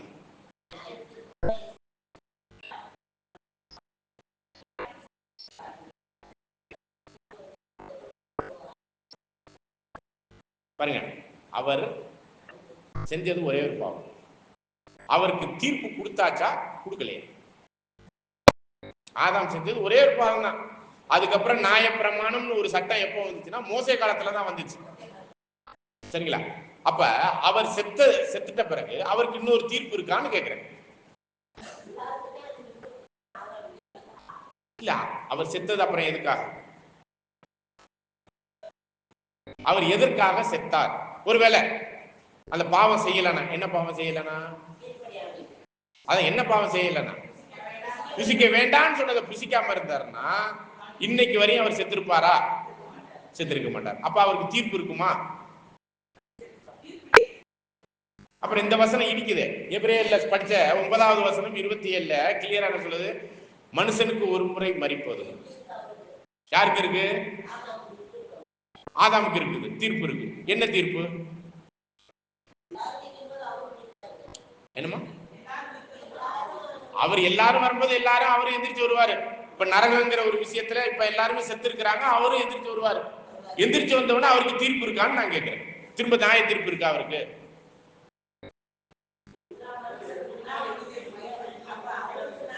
இல்ல, ஒவ்வொருத்தர சொல்லுங்க. இந்த கேள்விகளுக்கான ஒரு விஷயத்தை நம்ம உள்வாங்கினோம்னா தான் இந்த பாடத்துக்குள்ளாக போய் இன்னும் ஆழமான சத்தியத்தை புரிந்து கொள்ளணும். ஓகே, அப்ப ஒரு தரம் மரிப்பதுங்கிறதே அது ஒரு தீர்ப்பா, தீர்ப்பு இல்லையான்னு தான் நான் ஃபர்ஸ்ட் கேள்வி கேட்டேன். அந்த தண்டனைங்கிறது சின்னமா, அது தண்டனை அப்படிங்கிறது ஒரு தீர்ப்பா, தீர்ப்பு இல்லையான்னு நான் கேட்கிறேன். அதாவது மரண தண்டனைங்கிறது சின்ன தண்டனையா? பாருங்க, இருக்கிற தண்டனையிலே பெரிய தண்டனை எது சொல்லுங்க? அப்ப மரண தண்டனை தான். அந்த மரண தண்டனையை தான் யாருக்கு கொடுத்தது? ஆதாமுக்கு யாரு கொடுத்தது? கொடுத்தார் இல்லையா? அது வந்து சின்ன தண்டனையா, பெரிய தண்டனை தான். அது ஒரு தீர்ப்பா, தீர்ப்பு இல்லையான்னு தான் நான் கேட்கிறேன். முடிஞ்சு போச்சு. அப்ப அவருக்கு தீர்ப்பு முடிஞ்சு போச்சு. பாவத்தின் சம்பளம் மரணம். நியாய பிரமாணத்தையோ இல்ல பிரமாணத்தை மீறுவது பாவம். பாவத்தினுடைய தொடர்ச்சியான தீர்ப்பு என்னன்னா மரணம். என்னங்க? இதெல்லாம் பாடத்துல இன்னைக்கு பார்க்க போறோம். சரிங்களா? இதுதான் என்னன்னா, நியாய தீர்ப்புங்கிறது செத்த பிறகு ஒரு தீர்ப்பு இருக்குதுன்னா அது எதுக்குரிய தீர்ப்புங்கிறது கேள்வி இருக்கு இல்லையா? ஆதாம் செத்தது அவர் செஞ்ச பாவத்தின் தண்டனைக்குள்ளாக அவர் செத்தார். அவருக்கு தீர்ப்பு எழுதப்பட்டுச்சா இல்லைங்களா? பழத்தை சாப்பிட்டீங்கன்னா சாவேன், பழத்தை சாப்பிடலன்னா சாக மாட்டேன். சரிங்களா? ரெண்டு விஷயம் இருந்துச்சு. அவர் உயிரோட இருக்கலாம் அந்த தீர்ப்புல, இல்லைன்னா செத்தும் போயிடலாம். அவர் எதை எடுத்துக்கிட்டாரு? தேவன் கொடுத்த தீர்ப்புல எந்த தீர்ப்பை அவர் எடுத்துக்கிட்டாரு? நான் சாவணுங்கிற ஒரு தீர்ப்பை. ஒருவேளை பழத்தை இன்னைக்கு வரையும் சாப்பிடல அப்படின்னா அது கூட ஒரு தீர்ப்பு தான். நீ சாப்பிடாம இருந்தா நித்தியத்திற்கு நீ என்ன பண்ணுவ? வாழ்ந்துகிட்டே இருப்ப. அந்த தீர்ப்புக்குரிய ரிசல்ட்டுக்குள்ள யார் போகல? ஆனா நான் பாவம் செஞ்சு நான் மரணத்துக்குள்ள போறேன் அப்படிங்கிற தேவன் எழுதின நியாயமான தீர்ப்பு இருக்கு இல்லையா? அந்த தீர்ப்புக்குரிய தண்டனைக்குரிய தீர்ப்பை பெற்று அவர் மரித்தார். எத்தனை வயசுல மரித்தாரு? 930 வயசுல மரிச்சார். இப்ப இதுதான் இப்ப கேள்வி. நம்ம ஆதாம வச்சு கேள்வி கேட்டு கொண்டாந்தோம்னா தான் மற்றவர்களுக்கான மரண தீர்ப்புக்கான விஷயத்தையும் நம்ம புரிந்து கொள்ள முடியும். அப்ப இந்த இடத்துல ஆதாம் தான் பாவத்துக்கான தண்டனைக்குரிய தீர்ப்பை 930 வயசுல செத்துட்டாரே. திரும்ப ஆண்டவருடைய 2ஆம் வருகையில அவர் எந்திரிச்சு வருவார். முதல்ல சபை எந்திரிச்சு போகும், அதுக்கப்புறம் முற்பிதாக்கள், திரள் கூட்டம், அப்புறம் உலக ஜனங்கள்லாம் எந்திரிச்சு வரும்போது யார் எந்திரிச்சு வருவா? ஒரு வசனத்தின் அடிப்படையில் அவர் எப்ப எந்திரிச்சு வருவார் அப்படின்னு பாத்தீங்கன்னா, முதலானோர் கடைசியாவர், கடைசியானோர் முதலாவர்னா கடைசியா எந்திரிக்க போறது யாருன்னா ஆதாம் தான் எந்திரிச்சு வருவார். சரிங்களா? இப்படி ஒரு வேத வாக்கியத்தினுடைய அனுமானங்கள் இருக்கு. நம்ம அதுக்குள்ளலாம் ரொம்ப டீப்பாலாம் போக வேணாம். மொத்தத்துல அவர் எந்திரிச்சு வருவார். எந்திரிச்சு வந்தவனா அவருக்கு ஒரு தீர்ப்பு இருக்குன்னு சொல்லப்படுது. எது? எபிரேய வசனம். அது எதற்கான தீர்ப்பு? அப்ப எந்திரிச்சு வந்து திரும்ப 2ஆம் மரணத்துக்கு போன்னு விட்டுருவாரா? இப்ப இந்த கேள்வியும் வருது. அப்ப 2வது மரணம்னா என்ன? சரிங்களா? ஓகே. இப்ப நாமெல்லாம் இப்ப உயிரோட இருக்கிற அந்த ஒரு சூழ்நிலையில ஆதாமுக்குள் பிறந்தவர்கள் எல்லாம் ஜீவனோடு பிறந்திருந்தாலும் சாவுங்கிற ஒரு விஷயத்தோடு தான் சேர்ந்து பிறந்திருக்கும். சரிங்களா? இந்த சாவுங்கிறது யாருனால வந்துச்சு நம்மளுக்கு? நாம் ஆதாமுக்குள்ள இருக்கும் போது ஆதாம் பாவம் செஞ்சார். அந்த பாவத்தினுடைய தண்டனை அவருடைய சந்ததியா வரக்கூடிய அத்தனை பேருக்குமே தீர்ப்பு எழுதியாச்சு. ஆதாமுக்குள் எல்லாரும் மரிக்கணும். 1 கொரிந்தியர் 15:22 படிங்க.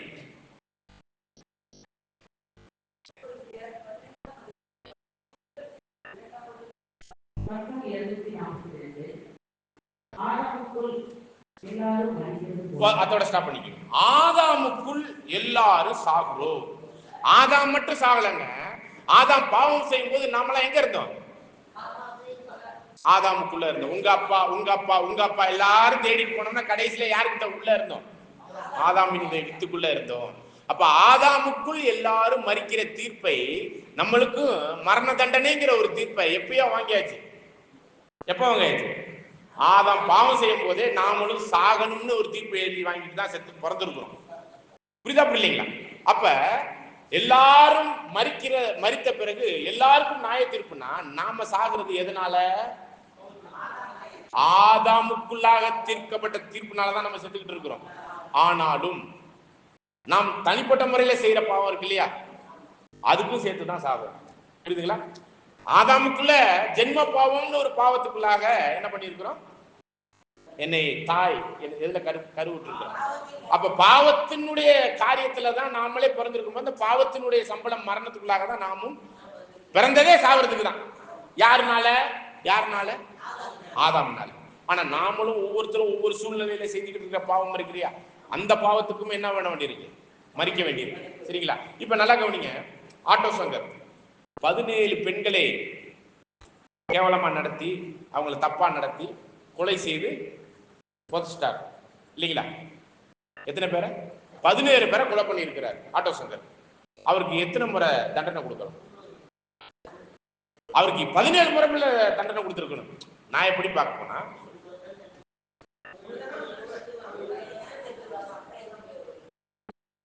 செத்துருவாரு. அதுக்கப்புறம் எங்க திரும்ப வர முடியும்? அப்ப இந்த 17 முறை கொலை செஞ்சதுக்கு ஒரே தண்டனை என்னதான்? என்னதான் கொடுத்தாங்க கவர்மெண்ட்? மரண தண்டனை. அதுதான் ஆதாமுக்குள் உள்ள பாவத்துக்கும் சரி, நம்முடையக்குள்ளாக இருக்கக்கூடிய பாவத்துக்கும் சரி சேர்த்து ஒரே தரம் ஆதாமுக்குள் நாம் எல்லாம் மரிக்கிறோம். ரோமர் 5:12 வசனம் படி.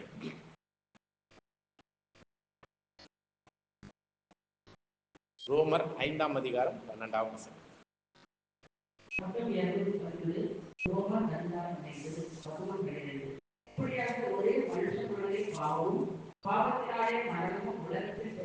பாருங்க, இந்த உலகத்துல மரணம் எப்படி வந்துச்சுன்னா, ஒரே மனுஷனாலே அந்த ஒரு பாவம், அந்த ஒரே பாவத்தினால எல்லாருக்கும் என்ன வந்துருச்சு? மரணம் வந்துருச்சு. இது ஜென்ம பாவத்தினால நம்ம எல்லாம் செத்துக்கிட்டு இருக்கிறோம்.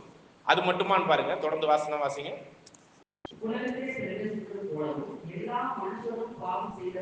அப்ப நாமளும் என்ன பண்ணிட்டு தான் இருக்கிறோம்?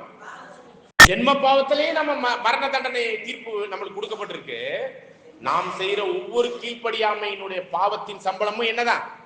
மரண தண்டனை என்கிற தீர்ப்புக்குள்ளாக தான் நாமளும் செய்யற ஒவ்வொரு பாவத்துக்கும் தீர்ப்பு தேவன் எழுதி நியாயப்பிரமாணம் கொடுத்த உடனே நியாயப்பிரமாணத்துக்குள்ளாக செய்யக்கூடிய பாவங்களுக்கு எல்லாத்துக்குமே நம்மளுக்கு என்ன தீர்ப்பு கொடுக்கப்படுது? ஒவ்வொரு குற்றத்துக்குமே மரண தண்டனை மற்ற ஏனைய தண்டனைகள்லாம் கொடுக்கப்படுது. தொடர்ந்து வாசிங்க.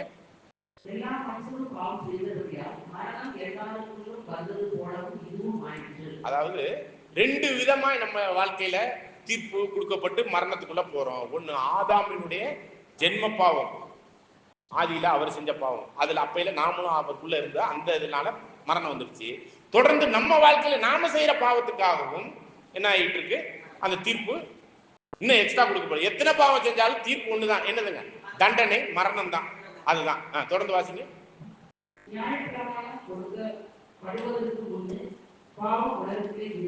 பாருங்க, நியாயப்பிரமாணம் யார் மூலமா கொடுக்கப்பட்டுச்சு? அதுக்கு முன்னாடி வரையும் ஏகப்பட்ட பாவம் செய்யறதுக்கான நியாயப்பிரமாணத்துக்கான பாவங்கள்லாம் இருந்துச்சு. ஆனா அந்த பாவம் எல்லாம் நியாயப்பிரமாணங்கிறது கொடுக்கப்படாத வரையும் என்ன படலையா? எண்ணப்படலை. இப்ப ஆபிரகாம் தங்கச்சியை கல்யாணம் பண்ணாரு, கரெக்டா தப்பா? எப்படி? ஏன்னா நியாயப்பிரமாணத்துக்கு முன்னாடி பாவம் இருந்தது. அந்த வசனத்தை படிச்சீங்கன்னா புரியும். சரிங்களா? பாவம் இருந்தது. நியாயப்பிரமாணம் கொடுக்கப்படாத வரையும் அது பாவமாக எண்ணப்படுவது. அப்ப நியாயப்பிரமாணம் கொடுத்தது மோசே கிட்ட. ஆனா ஆபிரகாம் கல்யாணம் பண்ணது மோசைக்கு எத்தனை வருஷம் முன்னாடி? 400-500 வருஷங்களுக்கு முன்னாடி, 430 வருஷங்களுக்கு முன்னாடி. சரிங்களா? அதனால அவர் இந்த மாதிரியான தவறுகள் பண்ணியிருந்தாலும் நியாயப்பிரமாணம் என்கிற அந்த சத்தியம், அந்த தெய்வீக நீதி, அதான் நியாய தீர்ப்பு. தெய்வீக நீதியின்படி தீர்ப்பு என்னது? நீ தப்பு செஞ்சீங்கன்னா உன்னை கல்லால எரிஞ்சு கொள்ளணும். தப்பான உறவுல ஒரு பெண்ணோட இருந்தீங்கன்னா உன்னை என்ன பண்ணணும்? கொல்லணும். அப்ப அந்த தீர்ப்புக்குள்ள வர்றதுன்னா எப்பதான் வர முடியும்? மோசை காலத்துக்கு அப்புறம் தான் அவர் கல்லால எரிஞ்சு கொல்லப்படுவதற்கான முகாந்திரம் இருக்கு. தொடர்ந்து வாசிங்க. இப்போ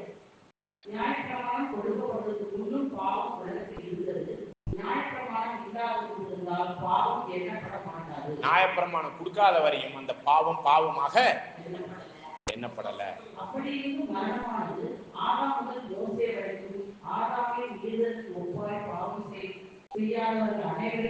பாருங்க, அததான் நியாயப்பிரமாணங்கிறது தெய்வீக நீதி, சட்டம். அந்த சட்டத்துக்கு வர்றதுக்கு முன்னாடியே இந்த ஆதாம் முதல் மோசே வரை செத்தவங்க எதுக்குள்ள செத்தாங்களாம்? ஆதாமினுடைய மீறுதல்ங்கிற ஜென்ம பாவத்துல செத்துக்கிட்டு இருந்தாங்க. புரியுதுங்களா? அதுக்கப்புறம் ஜென்ம பாவத்துக்கு அப்புறம் நியாயப்பிரமாணத்தின்படி உள்ள பாவங்களுக்காக இஸ்ரேல் ஜனங்கள் மட்டும்தான் செத்துக்கிட்டு இருந்தாங்க. இஸ்ரேல் ஜனங்கள் ஜென்ம பாவத்துக்கும் செத்தாங்க, நியாயப்பிரமாணத்துக்கு மீறின அந்த பாவத்துக்காக சேர்த்து செத்தாங்க. இப்ப சுவிசேஷ யுகத்துல வாழ்ந்து கொண்டிருக்கிற நம்ம ஆதாமுடைய பாவமும் இருக்கு, நியாயப்பிரமாண பாவமும் நம்ம என்ன படிக்கிறோம்? ஏன்னா பைபிள் படிச்சுட்டோமே, இது தப்புங்க அப்படிங்கிறதெல்லாம் புரிஞ்சுட்டோம். கிறிஸ்து சொன்ன உச்சிதமான நீதியான சட்டங்களுக்கான பாவங்களுக்குள்ளாகும் ஒரு பெண்ணை இச்சையா பார்த்தாலே என்னங்க? சரிங்களா? ஒரு நீங்க கொலை செய்வது அப்படிங்கிறது நியாயப்பிரமாணத்தில் உள்ள சட்டம். நீங்க மத்தேயு 5:21 படிச்சீங்கன்னா தெரியும். கொலை செய்வது நியாயப்பிரமாணத்தின்படி அவங்கள நியாய தீர்ப்பு கொண்டு போய் வைக்கணும். ஆனா இந்த வசனத்தை படிச்சு பாருங்களேன். மத்தேயு 5:21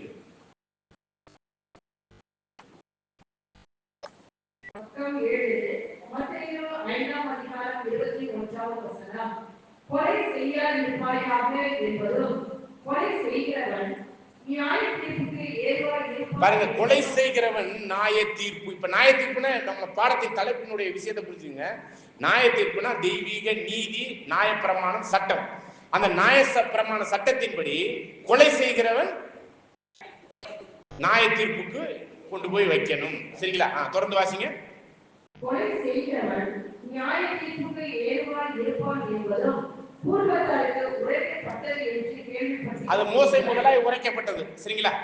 அதுக்கு முன்னாடி வரையும் அது கொலை செய்திருந்தா கூட அது கொலையாக எண்ணப்படாத அளவுக்கு, ஏன்னா நியாயப்பிரமாணமே கொடுக்கல இல்ல. ஓகே, தொடர்ந்து. நான் உங்களுக்கு சொல்கிறேன். இப்ப ஆண்டவர் சொல்றேன்னா நியாயப்பிரமாணத்தை மிஞ்சின ஒரு சட்டம். சரிங்களா? இதெல்லாம் யாராலையுமே செய்ய முடியாது. செய்யறதுக்கான முகாந்திரம் அப்படி செஞ்சீங்கன்னு வச்சுங்களேன், நீங்க நிச்சயமாவே பரிசுத்தவான். படிக்கல, படிச்சு பாருங்க. தன் சகோதரனை நியாயமில்லாமல் கோபித்துக் கொள்பவன் நியாய தீர்ப்புக்கு ஏதுவாய் இருப்பான். அதாவது நீங்க ஒண்ணு இல்ல, நீங்களாம் ஒரு மனுஷனாயா அப்படின்னு ஒரு சகோதரனே சகோதரிய கோச்சுக்கிட்டா. என்னது பண்ணிக்கிட்டா? திட்டுறதெல்லாம் இல்ல, நீ எல்லாம் உன்னோட பேச விரும்பல அப்படின்னு கோச்சுக்கிட்டா எங்க போய் நிக்கணும் இப்ப? ஓகேங்களா? இப்ப பாருங்க, ஆண்டவர் கொடுக்குற சட்டத்தெல்லாம் நினைச்சு பாருங்க. தொடர்ந்து வாசிங்க.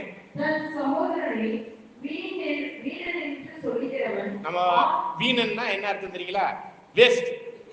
அதாவது புறம்போக்குன்னு யாராவது சொல்லிடுவோம்ல வார்த்தையில ஏதாவது டங் ஸ்லிப் ஆகி நிறைய வார்த்தைகள்லாம் பேசுவோம். நிறைய வார்த்தை இருக்கு. இதுக்கு ஈக்குவலான வார்த்தை எதுன்னா வீணன்ங்கிறது புறம்போக்கு. உனக்கு எதுக்கும் லாய்க்கு இல்லாத வேண்டாம் நீ அப்படின்னு ஒருத்தரை பத்தி சொல்லிட்டோம்னா நம்ம எத்தனை வாட்டி சொல்லியிருப்போம் நீங்க நினைச்சு பாத்துக்கோங்க. சரிங்களா? அப்படி சொல்லிட்டா என்னவாது? ஆலோசனை சங்க தீர்ப்பு, சங்கம் சபையினுடைய தீர்ப்புக்கு ஏதுவா இருக்குன்னு சொல்லிட்டாரு. அடுத்தது படிங்க. மூடன்னா முட்டாள், ஆங்கிலத்துல ஃபூலிஷ். நீ மூடட, அறிவு கட்ட வேண்டாம் நீ. என்னதுங்க? நீங்க ஒண்ணும் கொல்லல, அடிக்கல, என்ன பண்ணிருக்கீங்க? ரொம்ப பெரிய கெட்ட வார்த்தையும் சொல்லல, அறிவு கெட்டவனே அப்படின்னு சொன்னீங்கன்னா, மூடனே என்று சொன்னா என்ன நடக்கும்? எரிநாரகனா இந்த இடத்துல சொல்லப்பட்டிருக்கிற எரிநாரகனா கெகனா. கெகனா கெகனா என்னதுங்க? இன்னும் பள்ளத்தாக்கினுடைய அந்த இடத்துல கொண்டு போய் டெட் பாடியை தூக்கி எறியணும்டா, அந்த மாதிரி சாவிடாது அப்படின்னு ஆண்டவர் சொல்றாரு. அப்ப நீங்க தேவ நீதியை அப்படி படிப்படியா ஒசத்திக்கிட்டு போனீங்கன்னா வசனத்துக்கு மேல வசனம். என்னதுங்க படிச்சிருக்கிறோமா? ஏசாயா 28 படிச்சிருக்கோம். 10வது வசனம், கற்பனையின் மேல் கற்பனை, பிரமாணத்தின் மேல் பிரமாணம். நியாயப்பிரமாண சட்டமே தாங்க முடியல. இப்ப ஆண்டவருடைய கற்பனையை நினைச்சு பாருங்க. கொலை செய்யாதுன்னு கேள்விப்பட்டிருக்கீங்க. நீ மூடன்னு சொன்னாலே என்னதுங்க? சங்க தீர்ப்புக்கும் நரகத்திற்கு ஏதுவான அந்த ஒரு விஷயமா இருக்குதுன்னு சொல்றாரு. அப்ப நல்லா புரிஞ்சு பாருங்க, நம்மளுடைய நிலைமை என்னங்கிறது புரிய மாட்டேங்குது. நம்மளால யோசிக்கவே முடியல. நம்ம வாயை திறக்காம இருந்தோம்னாலே நல்லது போல இருக்கு. புரியுதா இல்லைங்களா? இதை விபச்சாரம் செய்யாதிருப்பாய. ஒரு பெண்ணை இச்சையோட பார்த்தாலே, ஒரு ஆணை இச்சையோட பார்த்தாலே என்னென்ன சொல்லிருச்சு? விபச்சாரம் செய்தாயிற்று அப்படிங்கிறதெல்லாம் நம்ம வசனத்துல பார்ப்போம். அப்பனா இந்த இடத்துல நம்ம புரிந்து கொள்ள வேண்டிய காரியத்தை புரிஞ்சு கொள்ளணும்னா, இந்த இடத்துல மோசை வரையும், ஆதாம்ல இருந்து மோசை வரையும் நியாயப்பிரமாணம் கொடுக்கப்படாது இருந்த போதும் ஆதாமுக்குள்ளான பாவத்துல எல்லாம் செத்துக்கிட்டு இருந்தாங்களாம். மோசையிலேருந்து கிறிஸ்து சிலுவையில மரணம் அந்த வர்ணத்துக்குள்ள போகும்போது நியாயப்பிரமாணம் எல்லாத்துக்கும் என்ன பண்ணிட்டாரு? ஒரு முடிவு கொண்டாந்துட்டார். எல்லாத்தையும் அவர் நிறைவேற்றிட்டார். அதனால நம்ம நிறைவேற்ற வேண்டியதில்லை. ஆனா ஆண்டவர் கொடுத்த பிரமாணம் எப்படி இருக்கு? நியாயப்பிரமாணம் மாதிரியா இருக்குது? அதோட ரொம்ப சிந்தனையில பாவம் செஞ்சாலே என்ன ஆயிருங்க? கெகனாவுக்குள்ள போயிருவேங்கிறார் இல்லைங்களா? அப்ப இது ஐயோ நம்மெல்லாம் முடியுமான்னு கேட்டாக்க நிச்சயமா முடியாதுன்னு தான் நம்மளால பதில் சொல்ல முடியும். சிந்தனையிலே பாவம் செய்யக்கூடாது. அந்த அளவுக்கு வேத நீதி, அதுதான் நியாய தீர்ப்பு. திரும்ப நம்ம ஒரு வசனம் படிச்ச ஞாபகப்படுத்தி பாருங்க. யோவான் 12ஆம் அதிகாரம் 48ல நான் சொன்ன வார்த்தைகளே கடைசி நாளில் நியாயம் தீர்க்கும் சொல்றாரு. நம்மளுக்கான தீர்ப்பு இந்த சத்தியத்தை கேட்க நம்ம நிலைமை என்னன்னு கொஞ்சம் யோசிச்சு பாருங்க. இதுக்கப்புறம் இந்த பாடத்தை கேட்கவே வர வேணாங்கிற ஒரு எண்ணம் வந்துடும். போதும்டா சாமி, இருக்கிற பாவமே நாங்க எப்படி விடுறதுன்னு தெரியல. நீங்க சொல்றது சிந்தனையில சொல்ற பாவத்துக்கெல்லாம் எங்கெங்க வழி இருக்குது எங்களுக்கு? திரும்ப படிங்க அந்த ஒரு வசனத்தை. யோவான் 2:48 என்னை தள்ளி என் வார்த்தையை ஏற்றுக்கொள்ளாதவரை நியாயம் தீர்க்கிறது என்று ஒன்று இருக்கிறது. நான் சொன்ன வசனமே அவருடைய கடைசி நாளில் நியாயம் தீர்க்கும். பாத்தீங்களா? நான் சொன்ன வசனம் தான் கடைசி நாள்ல. இப்ப நம்ம இந்த வசனம்லாம் படிச்சிட்டோமா? அதாவது கொலை செய்யல, நம்மளாம் கொலை செஞ்சோமா? ஒருவேளை மோச காலத்துக்கு முன்னாடி கொலை செஞ்சிருந்தா அது என்னப்படாதுன்னு நினைச்சுக்கலாம். இப்ப மோச காலத்துக்கு அப்புறம் பிறந்துட்டதுனால நம்ம கொலை செஞ்சோம்னா பாவம். ஆனா நியாயப்பிரமாணம்னா சிலுவையில அவர் மரிக்கும் பொழுதே எல்லாத்துக்கும் ஒரு முடிவு கட்டிட்டார்.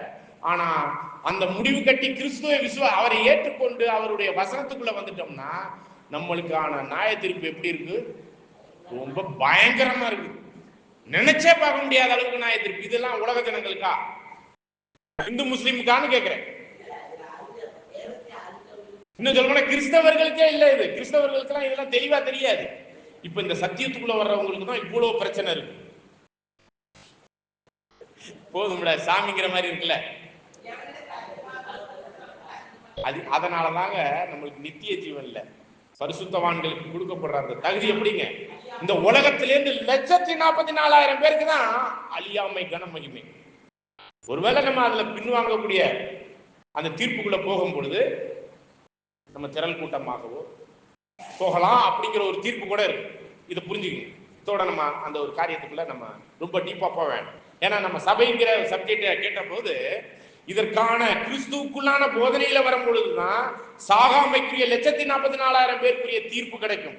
அதனாலதான் இப்ப இந்த பெந்தகோஸ்தே நாள் முதலாய் ஆண்டவருடைய 2ஆம் வருகையின் காலங்கள் அவர் வந்திருக்கக்கூடிய அந்த காலகட்டத்துக்குரிய ஜனங்களா வாழ்ந்து கொண்டிருக்கிற நமக்கு இப்ப யாருக்கு மட்டும்தான் தீர்ப்பு தெரியுங்களா? இப்ப யாருக்கு தீர்ப்பு? திரள் கூட்டத்துக்கா, முற்பிதாக்களுக்கா, ஹிந்துவுக்கா, முஸ்லிமுக்கா, கடவுளே இல்லைன்னு சொல்றவங்களுக்கா? அவங்களுக்கு எல்லாம் இப்ப தீர்ப்பே இல்லை. இப்ப யாருக்கு தீர்ப்புனா 1 யோவான்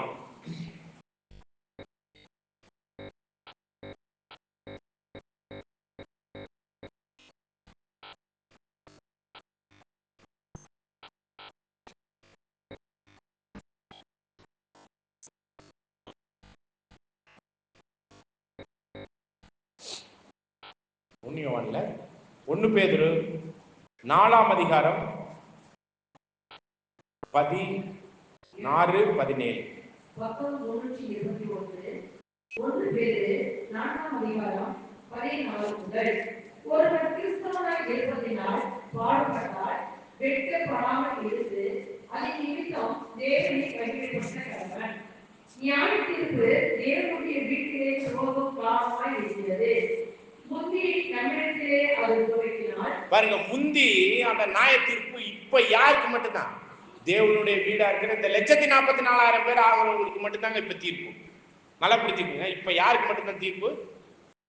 இந்த 1,44,000 பேர் யார் யார் ஆக போறாங்க, அதுக்கான குவாலிபிகேஷனுக்குரிய தகுதியோட வந்து நின்னீங்கன்னா நீங்க அந்த நியாய தீர்ப்புல இப்ப இந்த சுவிசேஷ யுகங்கிறது எப்ப ஆரம்பிச்சுச்சுன்னா பெந்தகோஸ்தே நாள் முதலாய் நான் போய் ஸ்தலத்தை ஆயத்தம் பண்ணிட்டு வந்து கூட்டிட்டு போறேன்னு சொன்ன அந்த குரூப்புக்கு மட்டும்தான் நியாய தீர்ப்பு. இப்போ யாருக்கு நியாய தீர்ப்புனா யாருக்கு மட்டும்தான்? இந்த 1,44,000 பேர் ஆக போறவங்களுக்கு தான். தொடர்ந்து வாசிங்க.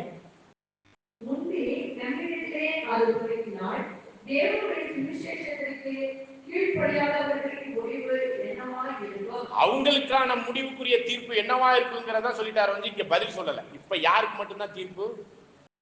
இன்னைக்கு கடவுளை அறியாம ஹிந்து மாதிரியோ இல்ல முஸ்லீம் மாதிரியோ இல்ல கிறிஸ்தவத்திலேயே செல வழிபாடோ தப்போ எல்லாம் பண்ணிக்கிட்டு இருக்கிறாங்க. இந்த சத்தியத்தை அறியாம செஞ்சுக்கிட்டு இருக்கிறவங்களுக்கு அது என்னவா இருக்குன்னு தான் சொல்லியிருக்காரு. ஒழிஞ்சு இப்ப தீர்ப்பு யாருக்கு மட்டும்தான்? நமக்கு மட்டும்தான். நல்லா புரிஞ்சுக்கங்க இந்த தீர்ப்பு. ஏன்னா கிறிஸ்துவனுடைய போதனையை கேட்டு அதுக்குள்ள வர்றவங்களுக்கு தான் இந்த தீர்ப்பு. அது கடைசி நாள்ல அவரோட சொன்ன வசனங்களே என்ன பண்ணும்? நம்மள நியாயம் தீர்ப்போம். தலைப்பு என்ன? நியாய தீர்ப்பு. அப்ப இப்பதான் நம்ம கொஞ்சம் உள்ள வந்திருக்கோம். என்னன்னு பாத்தீங்கன்னா பாவத்தின் சம்பளம் மரணங்கிறதா தீர்ப்பு. அது ஆதாமுக்குள்ளேயும் வந்திருக்கு, நியாயப்பிரமாணத்தின்படியும் வந்திருக்கு, கிறிஸ்துவினுடைய போதனைக்குள்ளாகவும் ஒரு தீர்ப்பு வந்திருக்குங்கிறத நம்ம புரிந்து கொள்ள முடிகிறது. ஓகே, அப்படிங்கும் போதுதான் தேவன் இந்த உலகம்னா இதுவரையும் ஆதாம்ல இருந்து ஆரம்பிச்சு சரிங்களா 2 தீர்ப்பு தாங்க பண்ணியிருக்கிறாரு. 1, ஆதாமுக்குள்ள எல்லாரும் சாகணும். என்ன பண்ணணும்? எல்லாரும் சாகணும். எல்லாம் செத்துக்கிட்டு இருக்குமா? யாராச்சும் உயிரோட இருக்கிறோமா? அந்த தீர்ப்புல இருந்து யாராச்சும் தப்பிச்சிருக்கிறாங்களான்னு கேட்கணும். யாருமே தப்பிக்கல. ஆதாமுக்குள் எல்லாரும் மரிக்கிறோம். சரிங்களா? இப்ப இன்னொரு தீர்ப்பு தேவன் இரண்டாவதா எழுதி இருக்கிறார். அது என்ன தீர்ப்புங்கிறத ரோமர் 5ஆம் அதிகாரம் 18-19 வசனத்துல வாசிக்கலாம்.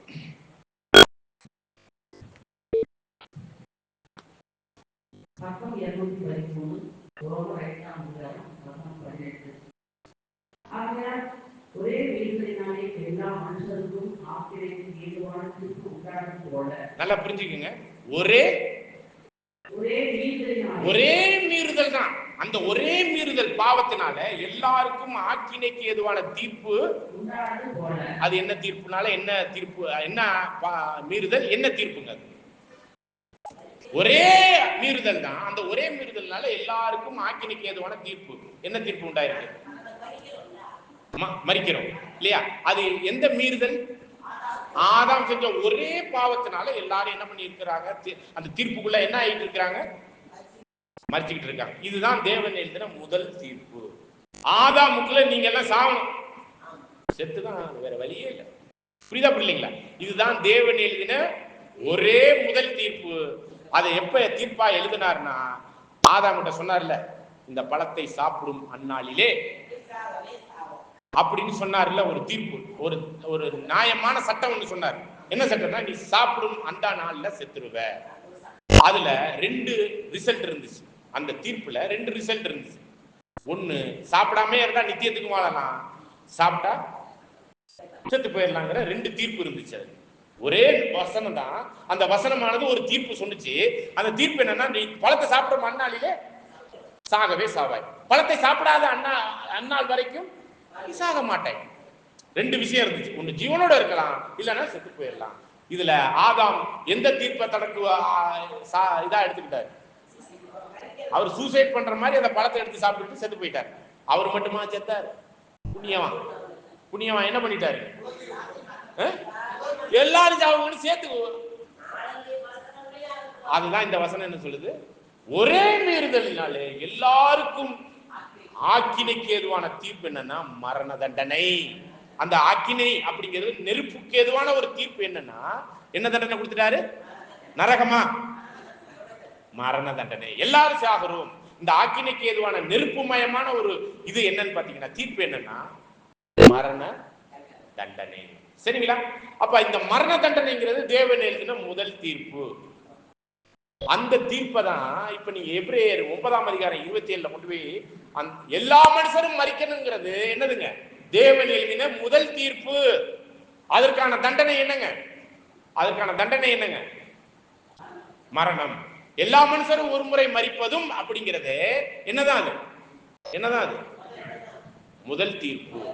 யாரால் எழுதப்பட்ட தீர்ப்பு? அது தேவனால் எழுதப்பட்ட தீர்ப்பு. ரிசல்ட் ஆதாமுக்கு வந்துச்சு. ஆதாமுக்கு மட்டும் இல்ல, ஆதாமினுடைய சந்ததியில் வந்த அத்தனை பேருக்குமே வந்துருச்சு இந்த தீர்ப்பு. இதுதான் முதல் தீர்ப்பு.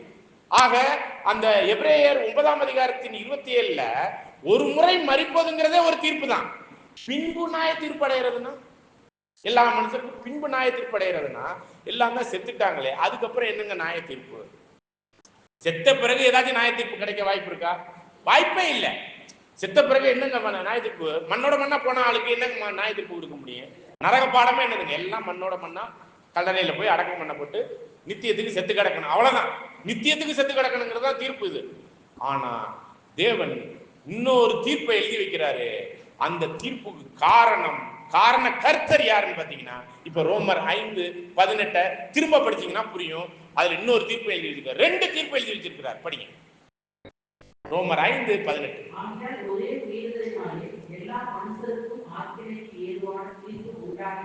இது ஒரு தீர்ப்பு. இது ஆதியிலே ஆதாமுக்குள் எழுதப்பட்ட தீர்ப்பு. அந்த தீர்ப்புக்கான தண்டனை எல்லாரும் செத்துக்கிட்டு இருக்கிறோமா? அதான் ரோமர் 9:27 எல்லாரும் மரிக்கிறது ஒரு தீர்ப்பு. முடிஞ்சிருச்சா? ஒரு தீர்ப்பு முடிஞ்சிருச்சா? இப்ப பாருங்க, தொடர்ந்து. ஒரே ஒரே ஒரே ஒரே ஒரே ஒரே ஒரு நீதி. அது யாருங்க அந்த நீதி? இப்ப படிங்க. அந்த ஒரே நீதியினாலே இப்ப ஆதாமுக்குள் செத்த எல்லாரும் மண்ணோட மண்ணா மாக்கி நித்தியத்துக்கு மரணத்துக்குள்ள போயிருக்கணும்ல. அப்படி ஆதாமுக்குள் செத்த அத்தனை பேருக்கும் இன்னொரு மறு தீர்ப்பு எழுதிட்டாரு தேவன். பிதாவாகிய யெகோவா தேவன் என்ன பண்ணிட்டாருங்க? இன்னொரு தீர்ப்பு எழுதிட்டாருங்க. யாருக்குள்ள கிடைக்க ஜீவன் எழுதிட்டாரு? புரியுதுங்களா? இப்ப எல்லாருக்குமே நிரந்தர டெத்து தாங்க அது நம்மளுக்கு எழுதப்பட்ட தீர்ப்பு. ஆதாமுக்குள்ள எழுதப்பட்ட தீர்ப்பு. ஆண்டவர் வந்து இன்னைக்கு வந்து சிலுவையில மரிக்கலன்னா நம்ம எந்திரிச்சு வர முடியுமா? இதுதான் பாயிண்ட். இப்ப திரும்பவும் ஜீவன் கொடுக்கக்கூடிய இன்னொரு தீர்ப்பை யார் எழுதிட்டா? பிதாவாகிய தேவன் எழுதிட்டார். யாருக்குள்ள எழுதிட்டார்? எப்படி கிறிஸ்து இயேசுக்குள்ள எழுதிட்டாரு? அவர் உயிரை கொடுத்தார் இல்லையா? உயிர் தெழுந்தது அவர் செஞ்ச நன்மையினால தேவன் அவர் எழுப்பினார். பிதாவாகிய தேவன் கிறிஸ்துவை எழுப்பினார்னு வசனம் இருக்கு. அவர் செத்தது யாருக்காக? அப்ப முழு மனுக்குலமும் மரணத்துக்கு ஏதுவான ஒரு தீர்ப்பு ஆதியிலே எழுதப்பட்டது.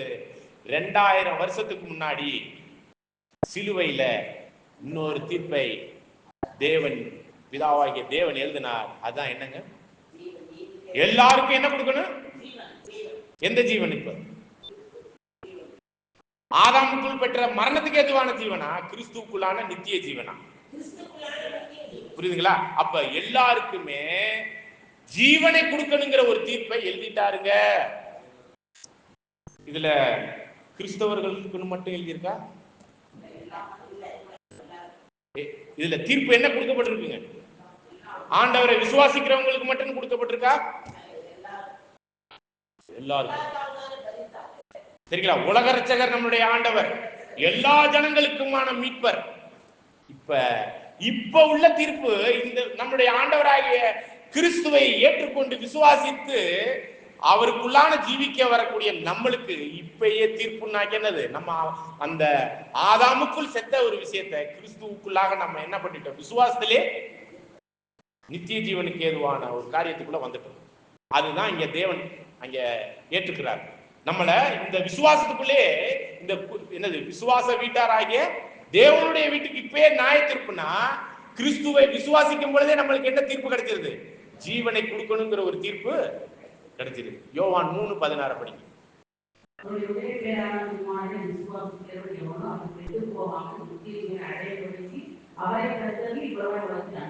உலகத்துல தன்னுடைய மகனை கொடுத்த பலி கொடுத்துட்டாரு. ஆனா விசுவாசிக்கிறவங்களுக்கே நித்திய ஜீவன். இப்ப நம்ம எல்லாம் எந்த குரூப்? விசுவாச குரூப். இப்ப கிறிஸ்துவை விசுவாசிக்கிறதுனால ஆதாமுக்குள்ளான பாவத்திலிருந்து விடுதலையாகி கிறிஸ்துவை விசுவாசிப்பதனாலே நித்திய ஜீவன் கிடைச்சிருதான் நம்மளுக்கு. புரியுதுங்களா? அதனாலதான் ஆண்டவருடைய மரணத்திலிருந்து ஆண்டவருடைய 2ஆம் வருகை வரையும் காலங்கட்ட வரையும் இருக்கிற இந்த ஜனங்களுக்கு தான் இப்ப விசுவாசிக்கிற ஜனங்களுக்கு தான் இப்ப நியாய தீர்ப்பு. புரியுதுங்களா? விசுவாசிக்காதவங்களுக்கு இப்ப நியாய தீர்ப்பு இல்ல. அது எப்ப? அவங்களுக்கு கடைசி நாள்ல இருக்கும். யோவான் அப்படியே 17வது வசனத்தை படிங்க. 3:17.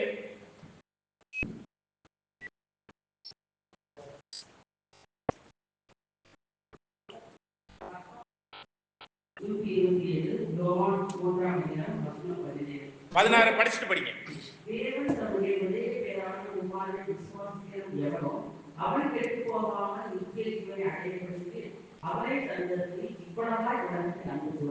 இப்ப இந்த ஒரு விஷயத்துலதான் மறு தீர்ப்புல கிறிஸ்துவுக்குள்ள எல்லாருக்கும் என்ன கிடைக்கிறது தீர்ப்பு எழுதிட்டாருங்க. அந்த மறு தீர்ப்புல இப்ப விசுவாசிக்கும் போதே நித்திய ஜீவனை கொடுத்துறாரு. யாருக்கு மட்டும்? விசுவாசிகளுக்கு மட்டும்.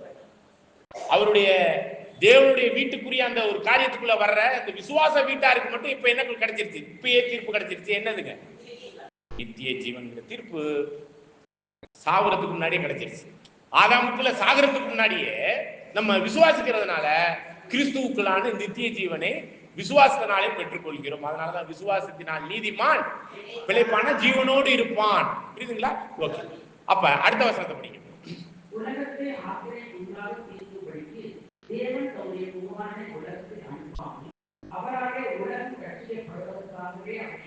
பாருங்க, விசுவாசிக்கிறவங்களுக்கு அவருடைய 2ஆம் வருகை வரையும் ஒரு நியாய தீர்ப்பு இருக்குன்னு சொன்னோம். அது யாருக்கு மட்டும்தான் அந்த நியாய தீர்ப்பு? இப்ப யாருக்கு மட்டும்தான்? இந்த சத்தியத்துக்குள்ள வந்தவங்களுக்கு மட்டும்தான் அந்த நியாய தீர்ப்பு. மற்றவங்க எல்லாம் இருக்கிறாங்க இல்லையா, அவங்கள ஆக்கினைக்குள்ளாக தீர்ப்புக்கு வர்றதுக்காக 1ஆம் வருகையில வரல. ஆனா நம்ம எல்லாம் சொல்லிட்டு இருக்கோம், கிறிஸ்தவர்கள்லாம் இயேசு கிறிஸ்துவை ஏத்துக்கலையா உனக்கு என்ன நரகம் தான் சொல்றோம்ல. எவ்வளவு பெரிய தப்பு, எவ்வளவு பெரிய தப்பு. எங்கேயாச்சும் இருக்கா? அப்படியெல்லாம் இல்லவே இல்லை. அப்ப அவர்களுக்கா அந்த ஒரு விஷயத்துல இந்த சுவிசேஷ யுகம் அப்படிங்கிறதுல ஆண்டவருடைய முதலாம் வருகையிலிருந்து இரண்டாம் வருகைக்கு இடைப்பட்ட காலத்துல இருக்கக்கூடிய ஜட்ஜ்மெண்ட் யாருக்கு மட்டும்தான்?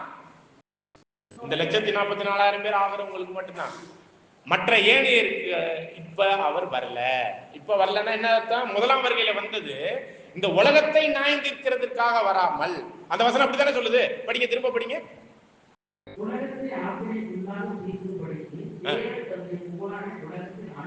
முதல் வருகையில வரும்போது தன்னுடைய குமாரனை இந்த உலகத்தை நியாயம் தீர்க்கிறதுக்காக அனுப்பல. ஆனா எதுக்காக அனுப்பினாரா? அவரால் இந்த உலகம் ரட்சிக்கப்படணுமா. உலகம்னா யாரு? நாமளா? உலகம்னா யாருங்க? அவரை அறியாத ஜனங்கள். இன்னைக்கு இருக்கிற கிறிஸ்தவர்களும் அவரை அறியாதவங்க தான். சரிங்களா? இந்த மாதிரியான விஷயம் அவங்களுக்கு எல்லாம் தெரியுமா? தெரியாதனாலதான் நீ இயேசு கிறிஸ்துவை ஏத்துக்கலன்னா நீ நரகம்னு சொல்லி போதிக்கிறாங்க. அப்படிலாம் இல்ல, வேதத்துல இல்ல. சரிங்களா? அறிஞ்சிருந்தாதாங்க உங்களுக்கு தீர்ப்புங்கிறதா விஷயம். அப்படின்னா இப்ப நம்மளுக்கு விசுவாச வீட்டாருக்கு ஆண்டவரை விசுவாசிச்சதுனால நம்மளுக்கு திரும்பவும் ஜீவன் கொடுத்துட்டாருங்க. புரியுதுங்களா? அப்ப ஆதாமுக்குள் பாவம் செய்யறதுக்கு முன்னாடி ஒரு நித்திய ஜீவன் இருந்துச்சு. அந்த நித்திய ஜீவனை அவர் பாவத்துக்கு எதுவா கொண்டு போனதுனால மரண தீர்ப்பு, ஃபர்ஸ்ட் தீர்ப்பு வந்துச்சு. அதுல இருந்து மறு தீர்ப்பு தேவன் என்ன எழுதிட்டாருன்னா எல்லாருக்கும் ஜீவனை கொடுக்கணும்னு ரோமர்ல எழுதியாச்சு. சரிங்களா? நீதி கேள்வான தீர்ப்பு என்னது? எல்லாருக்கும் ஜீவனை கொடுக்கணும்னு தீர்ப்பு எழுதியாச்சு. அதுல ஒரு பகுதி மட்டும்தான், ஒரு பகுதி மக்கள் மட்டும்தான் ஆண்டவரை விசுவாசிச்சிருக்கிறாங்க. அவங்களுக்கு மட்டும்தாங்க இப்ப தீர்ப்பு. அப்ப அவர் ஜீவனை பெற்றுக்கொண்ட இப்ப இந்த சுவிசேஷ யுகத்துல பெந்தகோஸ்தே நாள் முதல்ல இந்த சத்தியத்தை ஏற்றுக்கொண்டவர்களுக்கு தான் இப்ப நியாய தீர்ப்பு ஒழிஞ்சு மற்ற ஏனையர்கள்லாம் எப்ப ஜீவன் அடைவார்கள்? எப்ப அடைவாங்க? எப்ப அடைவாங்க தெரியுங்களா? ஏதோ 1000 வருஷங்கிற ஒரு விஷயம்லாம் இருக்கு இல்லையா? அதாவது ஆண்டவர் 2ஆம் வருகையில வரும் பொழுது, 2ஆம் வருகையில வரும்போது யோவான் 5:28 படிங்க.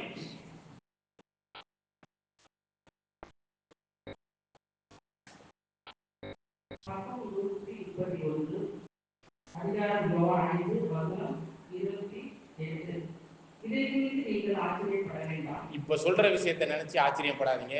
நம்ம இதுவரை என்ன நினைச்சிட்டோம்னா ஆண்டவரை விசுவாசிக்கிற இந்த காலகட்டத்தில் விசுவாசிக்கிற இந்த ஜனங்களுக்கு மட்டும்தான் என்ன நினைச்சுக்கிட்டு இருக்கிறோம்? பரலோகம். மற்றவங்களுக்கு எல்லாம் என்ன நினைச்சுக்கிட்டு இருக்கிறோம்? அப்ப ஆபிரகாம் என்ன ஆண்டவரை விசுவாசிச்சாரா? விசுவாசிக்காதுன்னா அப்புறம் அவருக்கு நரகம் தானே. மல்கியா விசுவாசிச்சாரா? ஏன் யோவான் சொன்னானே நீர் தானோ அப்படின்னு அவரே விசுவாசத்துல போயிட்டாரா இல்லையா? அப்ப அவருக்கு நரகம் தானா? இப்படிலாம் பேச வேண்டியிருக்கு. அப்ப விசுவாச வீட்டார் அப்படிங்கிற நமக்கு தான் இப்ப நியாய தீர்ப்பு. இந்த வசனம் என்ன சொல்லிட்டு பாருங்க. இப்ப படிச்சது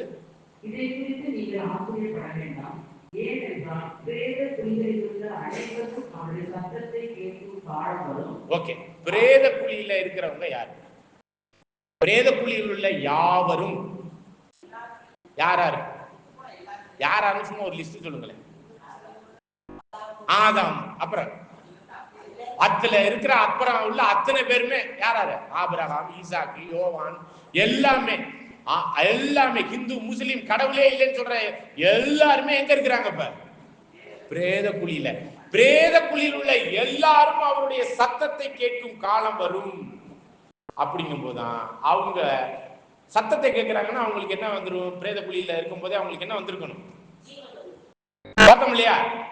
அக்கினிக்கு ஏதுவான தீர்ப்பு எல்லாரும் சாகணும், நீதிக்கு ஏதுவான தீர்ப்பு எல்லாருக்கும் ஜீவனை கொடுக்கணுங்கிற ஒரு தீர்ப்பு கிடைக்கும். அந்த தீர்ப்பு கிடைக்கும் போது எல்லா ஜனங்களும் உயிர் வாழ எதிர்த்து வரும்போது பிரேத குழியிலிருந்து எதிர்த்து வர்றவங்க எல்லாருமே என்ன சத்தத்தை கேட்பாங்க? அவருடைய சத்தம் என்னது? என்ன சத்தம் போடுவாரு? என்ன சத்தம் போடுவாரு? அதாவது பிரேத குழியில உள்ளவங்க உயிரடைஞ்சு வந்துருவாங்களாம். உயிரடைஞ்சவன என்ன சத்தம் கேட்பாங்க? இப்ப நம்ம கேட்டுக்கிட்டு இருக்கிற இந்த சத்தியத்தை கேட்பாங்க. இப்ப அவங்க காது கண்ணெல்லாம் மூடி இருக்குது. இந்த பிரபஞ்சத்தின் தேவன் அவங்க கண்கள் எல்லாம் மூடி வச்சுட்டாரு. இப்ப நம்ம காதையும் கண்ணையும் ஓபன் பண்ணி இந்த மகத்துவமுள்ள ரகசியத்தை 1,44,000 பேருக்கு தான் வெளிப்படுத்துறாரு. அப்ப பிரேத குழியில் உள்ள அத்தனை பேருடைய கண்களும் காதுகளும் கேட்டு சத்தியத்தை கேட்டு வந்துருவாங்க. புரியுதுங்களா? அப்ப சத்தியத்தை கேட்டு வந்த பிறகு அப்படின்னா அந்த கேட்டு வந்த சத்தியத்தின்படிதான் அவங்களுக்கு என்ன கிடைக்கும்? அப்ப அவங்க பெற்றுக்கொண்ட ஜீவன் பிரேத குழியில போனவங்க எல்லாம் ஆதாமுக்குள்ளாக செத்ததையாவே வச்சுக்குவோம். நம்ம அவங்கவுங்க பாவத்துக்காக செத்தாங்க, ஆதாமுக்குள்ளாக செத்ததாவே நம்ம அந்த தீர்ப்புக்குள்ள வச்சுக்குவோம். அப்படி செத்தவங்க எல்லாம் யாருடைய ஜீவனால எதிர்த்து வர போறாங்க? இப்ப இந்த உலகத்துல இதுவரையும் ஆதாமுக்குள்ள செத்த அத்தனை பேருமே பிரேத குழியில எந்திரிச்சு வரும்போது யாருடைய ஜீவனை பெற்றுக் கொண்டு வர போறாங்க?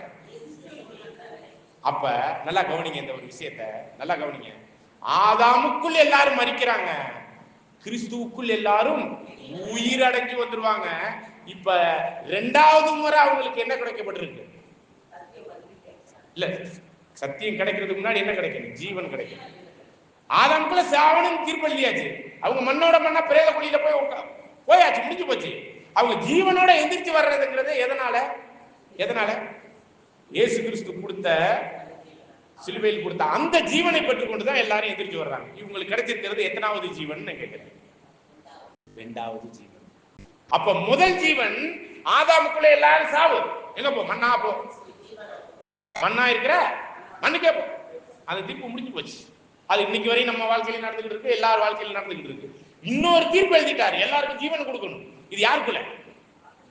கிறிஸ்துக்குள்ள. அவங்க எல்லாரும் எந்திரிச்சு வர போறாங்க.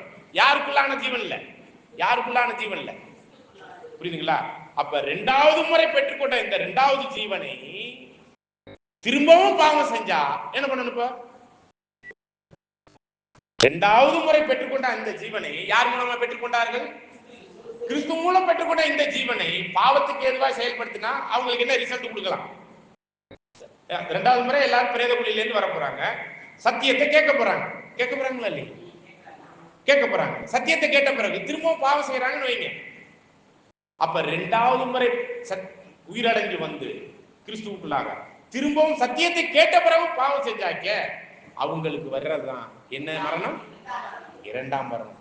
அப்ப இரண்டாம் மரணம் எதுல வரணும்னா கிறிஸ்துவுக்குள்ளாக பெற்ற ஜீவனை ஏற்றுக்கொண்ட பிறகு வர்றதுதான் இரண்டாவது மரணம். முடிஞ்சு ஆதாமுக்குள்ள வர்றது இரண்டாம் மரணம் இல்லை.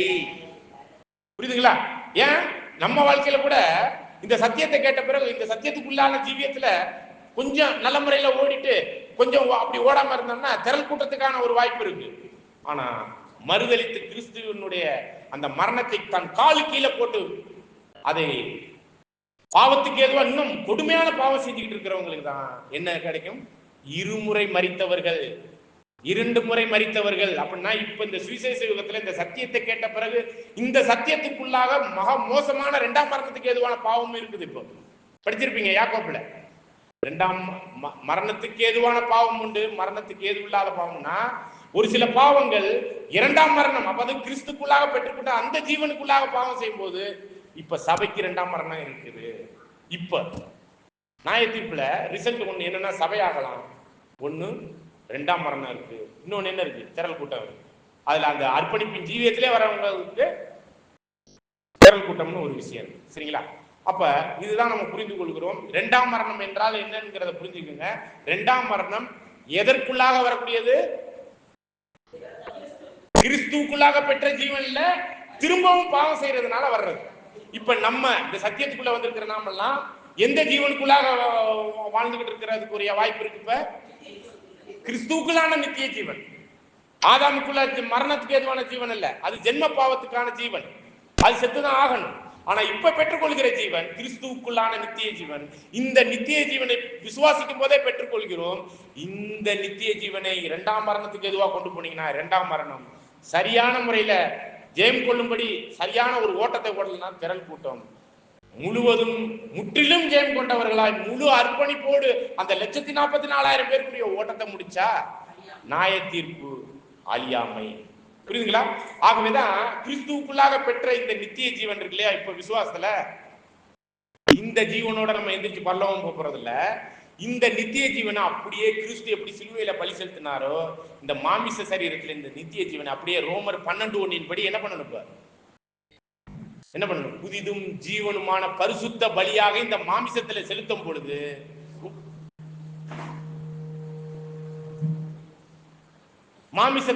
பொழுது இங்க என்ன ஆயிரும்? இதுவே நீங்கள் செய்யத்தக்க புத்தி உள்ள ஆராதனை. படிக்க திரும்ப அந்த ரோமர் 12:1.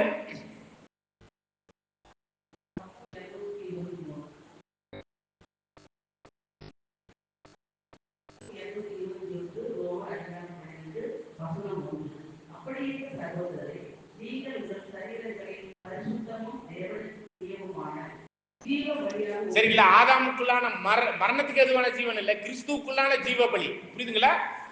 கிறிஸ்துவுக்குள்ளாக ஜீவ பலியாக ஒப்பு கொடுத்து வேண்டுமென்று தேவனுடைய இரக்கங்களை முன்னிட்டு உங்களை வேண்டிக் கொள்கிறேன். இதுவே நீங்கள் செய்யத்தக்க புத்தியுள்ள ஆராதனை. அப்ப நம்ம கிறிஸ்துக்குள்ளாக பெற்ற இந்த நித்திய ஜீவனை தான் இப்ப கிறிஸ்து மாதிரி பலி செலுத்துற மனுஷனா இருக்கிற வரையும் அந்த நித்திய ஜீவன்.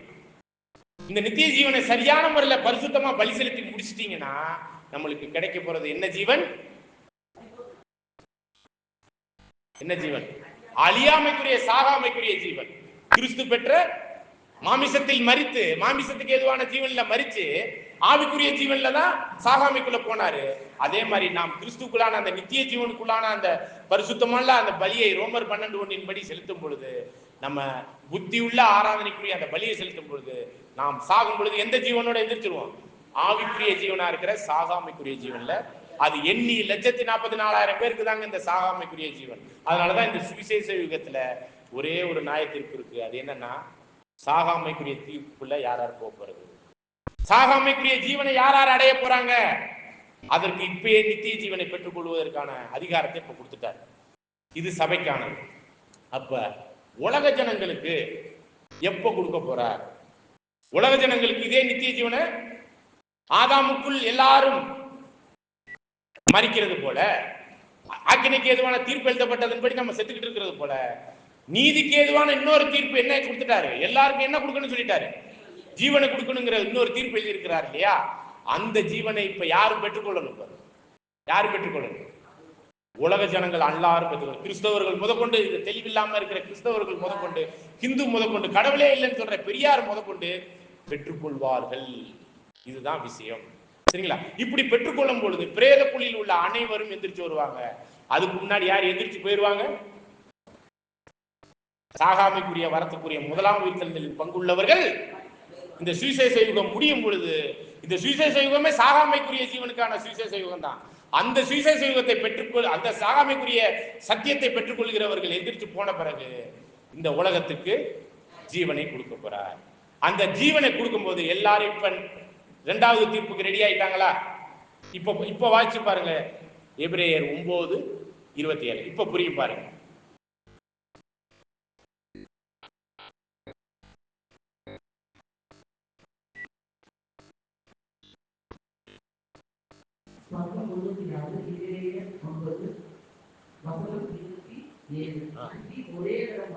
பாருங்க, ஒரே தரம் மரிப்பது தேவன் எழுதின ஆக்கினைக்கு ஏதுவான தீர்ப்பு யார் மூலமா? ஆதாம் மூலமா எல்லாருக்கும் சாவணும்னு ஒரு தீர்ப்பு எழுதிட்டாரு. அதுக்கப்புறம் இன்னொரு தீர்ப்பு எழுதுறாரு. அதுதான் என்னன்னு சொல்லப்படுது. அப்ப எல்லாரும் செத்த பிறகு பின்பு இன்னொரு நியாய தீர்ப்பு அடையணும்னா இன்னொரு முறை ஜீவன் வந்தா தானங்க நியாய தீர்ப்பு கொடுக்க முடியும். அப்ப இன்னொரு முறை யார் மூலமா நம்மளுக்கு எல்லாம் ஜீவன் கிடைக்க போகுது? உலக ஜனங்கள். நம்மளுக்குங்கிறத காட்டிலும் நம்மளுக்கு ஜீவன் கிடைச்சதா இந்த இவ்வளவு பெரிதான ரட்சிப்புக்குள்ளாக நம்ம வழி நடத்தப்படுறோம். உலக ஜனங்களும் இதே ஜீவனை பெற போறாங்க. பிரேத குழியில் உள்ள அனைவரும் அவருடைய சத்தத்தை கேட்கறதுக்கு முன்னாடி இந்த ஜீவனை பெறணும். எல்லாரும் அந்த ஜீவனை பெற்ற பிறகு இந்த சத்தியத்தையும் கேட்பாங்க. இந்த சத்தியத்தை கேட்ட பிறகு அவங்களுக்கு ஒரு நியாய தீர்ப்பு இருக்கு. அந்த இரண்டாம் மரணத்துக்கு எதுவா போறதா இல்ல நித்தியத்துக்கும் வாழ்வதா அப்படிங்கிறது அவங்களுக்கான தீர்ப்பு. புரியுதுங்களா? இது எல்லாருக்குமே திரும்ப இன்னொரு நியாய தீர்ப்பு இருக்கு. இன்னொரு நியாய தீர்ப்புனா இன்னொரு முறை ஜீவனை பெற்றாதான் அது இருக்கு. ஜீவன் இருந்தாதான் அந்த ஜீவனை யார் மூலமா தான் பெற்றுக்கொள்கிறார்கள்? கிறிஸ்துவின் மூலம். இப்ப படிக்கலாம் பாருங்க, 1 கொரிந்தியர் 15:22. வேண்டியதில்லை, விட்டுருங்க. நம்ம சத்தமா தான் சொல்லிக்கிட்டு இருக்கோம். 1 கொரிந்தியர் 15:22. ஆதாமுக்குள் எல்லாரும் மரிக்கிறது போல, பாருங்க, ஆதாமுக்குள் எல்லாரும் மரிக்கிறதுங்கிறது ஒரு தீர்ப்பு. கிறிஸ்துவுக்குள் கிறிஸ்தவர்கள் மட்டும் உயிர்ப்பிக்கப்படுவார்கள் இருக்கு. கிறிஸ்துவுக்குள் யாருன்னு போட்டிருக்குங்க? கிறிஸ்துவுக்குள் யார்? கிறிஸ்துவுக்குள் யார்? படிங்க, இந்த வசனத்தை படிங்களே.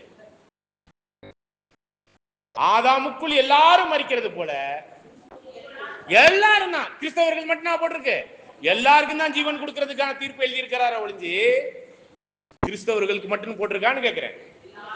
அப்ப இப்ப யாருக்குரிய ஜீவனை கொடுக்கணும்னா சாகாமைக்குரிய ஜீவனை பெருக்கொள்வதற்கு மட்டும்தான் இப்ப நித்திய ஜீவனை கொடுத்து அதுக்குள்ள ஓடி அந்த பலியை செலுத்தி வாங்கன்னு சூப்பராக ஒழிஞ்சு எல்லா ஜனங்களுக்குமான உலகத்தை நியாயந்திருப்பதற்குரிய ஒரு விஷயத்துல அவர்களுக்கு எல்லாரையும் ரட்சிப்பதற்காக தான் கிறிஸ்து வந்தார ஒழிஞ்சு அவங்க வாங்க பாவம் செஞ்சுட்டீங்கல்ல முதல் ஜீவன்லயே பாவம் செஞ்சுட்டீங்க திரும்ப ரெண்டாம் மரணத்துக்குள்ள போங்கன்னு அந்த மாதிரி தீர்ப்பு கொடுக்கறதுக்கு வரல. முதல் வருகையில ஜீவனை கொடுப்பதற்காக வந்தார். புரியுதுங்களா? ரெண்டாவது முறை அவங்க ஜீவனை ரெண்டாம் மரணத்துக்குள்ள போறாங்கன்னா அவங்க ரெண்டாவது முறை ஜீவனை பெறணும். ஜீவனை பெறதே யாருனாலதான். அப்ப ஜீவனை பிரேத குழியில் உள்ள அனைவரும் அவருடைய சத்தத்தை கேட்கும் பொழுதுதான் ஜீவனை பெறுவார். இன்னொரு வசனம் படிக்கலாம். 1 தீமோத்தேயு 2ஆம் அதிகாரம் 3, 4, 5.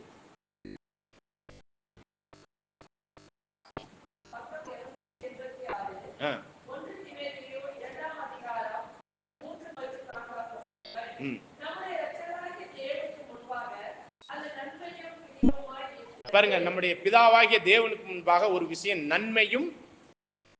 நன்மையும் பிரியமா இருக்கிறது நடக்குமா நடக்காதா? இதுக்கு ஃபர்ஸ்ட் பதில் சொல்லுங்க, அதுக்கப்புறம் அடுத்த வசனத்துக்குள்ள போகலாம். நன்மையும் பிரியமா நம்முடைய பிதாவாகிய தேவன் ஒருத்தர் அவர் அதுக்குரிய காரியத்துல யோசிக்க ஆரம்பிச்சிட்டாருன்னா அது நடக்குமா நடக்காதா? நடக்கும்ல. என்ன நன்மையும் பிரியமானது என்னன்னு பாருங்க அடுத்த வசனத்துல. எந்த மனுஷர்? கிறிஸ்தவர்கள் மட்டும் சொல்லியிருக்கா? யூதர்கள் மட்டும் சொல்லியிருக்கா? எல்லா மனுஷரும் ரட்சிக்கப்படவும் அவர் விரும்பிட்டாருங்க. தேவன் விரும்புறது நடக்குமா நடக்காது? அப்ப தேவன் என்ன விரும்பிட்டார்னா எல்லா மனுஷரும் ரட்சிக்கப்படணும், சத்தியத்துக்குள்ள வரணும். சரிங்களா?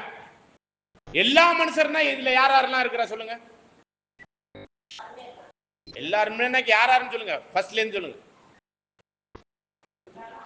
ஆதாம்ல இருந்து இருக்கக்கூடிய எல்லா ஆபிரகாம், ஈசாக்கு, யாக்கோப்பு, ஆட்டோ சங்கர்ல இருந்து எந்தெந்த கொலை பெரிய கொலை பண்ண பெரிய உபச்சாரம் பண்ண எல்லாரும்.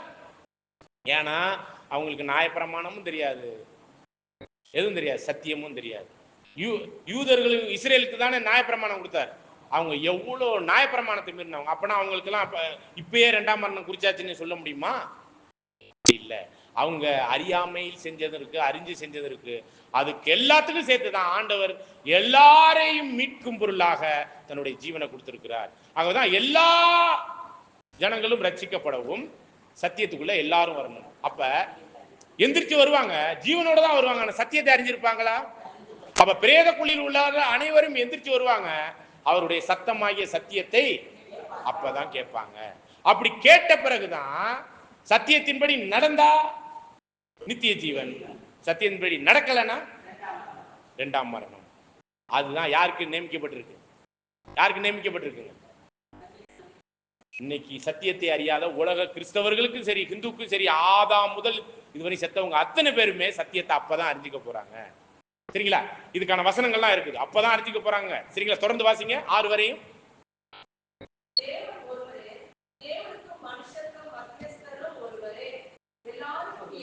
பாருங்க, எல்லாரையும் மீட்கும் பொருள்.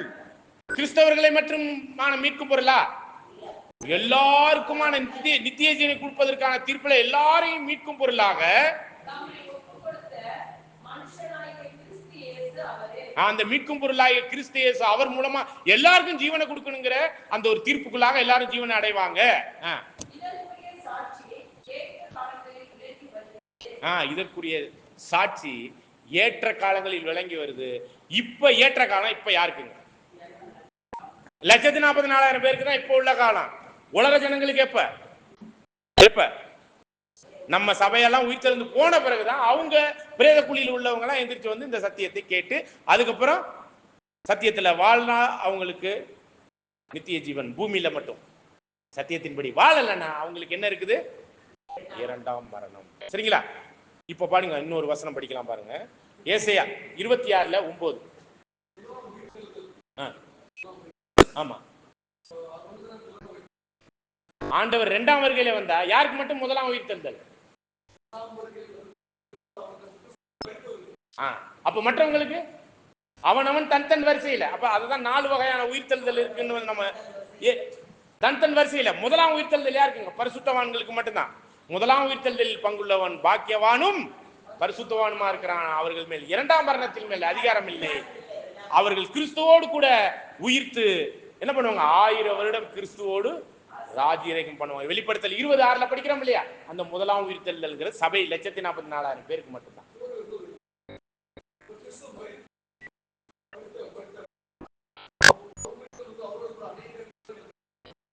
ஓகே, இதுக்கான பாடத்தை நம்ம தனியா பார்க்கலாம். அவர் சொன்ன விஷயத்த ஒரு சின்ன விஷயத்த புரிய வச்சுட்டு நான் கடந்து போயிடுறேன். பின்னாடி பாடத்துல பார்க்கலாம். அதாவது அவர் கேட்ட கேள்விக்கான பதிலை பத்தி ஒரு சின்ன லைன்ல சொல்லிட்டு போயிடுறேன், ஏன்னா பாடம் முடிக்கணும் நம்ம. அப்ப இதுல என்னன்னு பாத்தீங்கன்னா, யோவான் ஸ்நானகன் இருக்கார் இல்லையா, அவர்லாம் எந்த உயிர்த்தெழுதல்ல வருவார்? இயேசு கிறிஸ்து மரிக்கிறதுக்கு முன்னாடியே அவர்லாம் என்ன ஆயிட்டாருங்க? செத்துட்டாரு. அவர் எந்த உயிர்த்தெழுதல்ல வருவார்? மரிச்சிட்டாருனால அவர் எந்த உயிர்த்தெழுதலை பத்தி பாடம் எடுத்தோமா? இன்னும் எடுக்கல. 4 வகையான உயிர்த்தெழுதல் இருக்கு. ஒன்னு முதலாம் உயிர்த்தெழுதல் 1,44,000 பேருக்கு. அதுக்கப்புறம் மேன்மையான உயிர்த்தெழுதல்னு இருக்கு. அது வந்து ஆபேல் முதல் யோவான் ஸ்நானகன் வரை உள்ள முற்பிதாக்களுக்கான உயிர்த்தெழுதல். அதுக்கப்புறம் திரள் கூட்டத்துக்குரிய உயிர்த்தெழுதல் இருக்கு. அதுக்கப்புறம் தான் இந்த உலக ஜனங்களுக்கான உயிர்த்தெழுதல். சரிங்களா? இதுதான் வரிசை. 4 வகையான வரிசையில உயிர்த்தெழுதல் இருக்கு. இந்த உயிர்த்தெழுதலை பத்தி பாடம் இந்த நியாயத்தீர்ப்புக்கு அப்புறம் நம்ம பார்க்கலாம். நியாயத்தீர்ப்பின் நாள் இந்த பாடத்துக்கு அப்புறம் நம்ம புரிந்து கொள்ளலாம். அப்படிங்கும் போது இப்ப யோவான் ஸ்நானகன் எந்த உயிர்த்தெழுதல்ல வருவாரு? முற்பிதாக்களுடைய உயிர்த்தெழுதல்ல தான் வருவார். புரியுதுங்களா? அவர்கள் நம்மை இல்லாமல் பூரணம் அடையாதபடி விசேஷித்த நன்மையை யாருக்கு வச்சுட்டாரு? முதலாம் உயிர்த்தெழுதல்ல வரக்கூடிய பரிசுத்தவான்களுக்குரிய இந்த சத்தியத்தை கேட்கிறவங்களுக்கு. இந்த சத்தியத்தை யார் கேட்கல? ஆபிரகாம், ஈசாக்கு, யாக்கோப்பு, இந்த யோவான் ஸ்நானகன் முதற்கொண்டு கேட்கல. அதனால அவர்கள் முதலாம் உயிர்த்தெழுதல்ல வர முடியாது. நான் போய் ஸ்தலத்தை ஆயத்தம் பண்ணிட்டு வந்த பிறகு யாரை கூட்டிட்டு போறேங்கிறாரு? இந்த சுவிசேஷ யுகத்தில் உள்ள 1,44,000 பேரை மட்டும்தான். அதுக்கப்புறம் அவனவன் தன் வரிசையில வரும் பொழுது நல்லா கவனிங்க, லாசரு ஆண்டவருடைய மரணத்துக்கு முன்னாடி செத்தாரா இல்லையா? அவர் 4 நாள் கழிச்சு எந்திரிச்சிட்டார் இல்லையா? அதுக்கப்புறம் சுவிசேஷ யுகத்துல பெந்தகோஸ்தே நாளுக்கு அப்புறமும் உயிரோட இருந்தாரா? லாசர் லாசர் லாசர் யாரு? ஆண்டவருடைய 4 நாள் கழிச்சு எழுப்பினாரு. அந்த லாசர் பெந்தகோஸ்தே நாளுக்கு அப்புறமும் உயிரோட இருந்து ரத்த சாட்சியம் மரித்ததற்கான வரலாறு சொல்லுது. அப்ப நல்லா கவனிங்க, ஆண்டவருடைய மரணத்துக்கு முன்பாக செத்தவங்களுக்கெல்லாம் முற்பிதாக்களுடைய உயிர்த்தெழுதல்லாம் இருக்கு அந்த ஒரு காரியத்துல. ஆனா லாசர் மரித்தாரு. ஆனா அவர் மரிக்கிறதுக்கு முன்னாடி எந்திரிச்சிட்டாரு. அதனால அவருக்கு எப்போ வாய்ப்பு இருக்கு? சபைக்குரிய வாய்ப்பு யாருக்கு இருக்கு? லாசருக்கு இருக்கு. நீங்க சொல்ற அந்த வசனம் மத்தேயு 27ல 50, 51, 52 வசனத்துல வரும். உயிர் அடைந்தார்கள் இருக்கும், உயிர்த்தெழுந்தார்கள் வசனம் இருக்காது. உயிர் அடைதல் வேறு, உயிர் தெழுதல்ங்கிறது வேறு. நல்லா புரிஞ்சுக்கணும். உயிர் தெழுதல்னா அவங்களுக்கு தீர்ப்பு கொடுத்தாச்சு, அவங்க நித்தியத்துக்கும் வாழனாங்கிறது தான் உயிர் தெழுதல். நீங்க அந்த பிரேதம்லாம் கல்லறைகள்லாம் ஓப்பன் ஆகி வந்தது இல்லையா? அவர்கள் எப்படின்னா லாசர் மாதிரி செத்து திரும்ப உயிர் வந்தவர்கள் தான் வந்து உயிர் தெழல. அவர்களுக்கு என்ன வாய்ப்பு இருக்குன்னா, ஒருவேளை அவர்கள் சத்தியத்தின்படி வாழ்ந்து அதுக்கப்புறம் செத்து இருந்தாங்கன்னா சபை வாய்ப்பு கூட இருக்கு. அதுதான் விஷயம் முடிஞ்சு. அந்த இடத்துல நீங்க வசனம் படிச்சுட்டு வாங்க, வேணா படிங்க.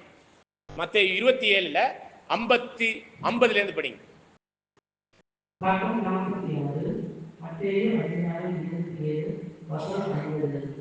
இயேசு மறுபடியும் மகா சத்தமாய் கூப்பிட்டு ஆவியை விட்டார். அப்பொழுது தேவாலயத்தின் திரைச்சீலை வேலிப்படகின் கீழ்படகில் 2ஆக பிரித்தது. பூமியும் அழிந்தது, கல்மழைகளும் பிளந்தது, கல்லறைகளும் திறந்தது. பாருங்க, கல்லறையில செத்த அடக்கம் பண்ணப்பட்டவங்களா, அதாவது இந்த இடத்துல கல்லறையில அடக்கப்பட்டவங்க யாரா இருக்கலாம்னு ஒரு கணிப்பு இருக்குன்னா, இந்த 3.5 வருஷம் ஊழியம் பண்ணார் இல்லையா? அவர் எத்தனை வருஷம் அப்படின்னு எங்க இருக்கு பைபிள்ல? இல்லையா?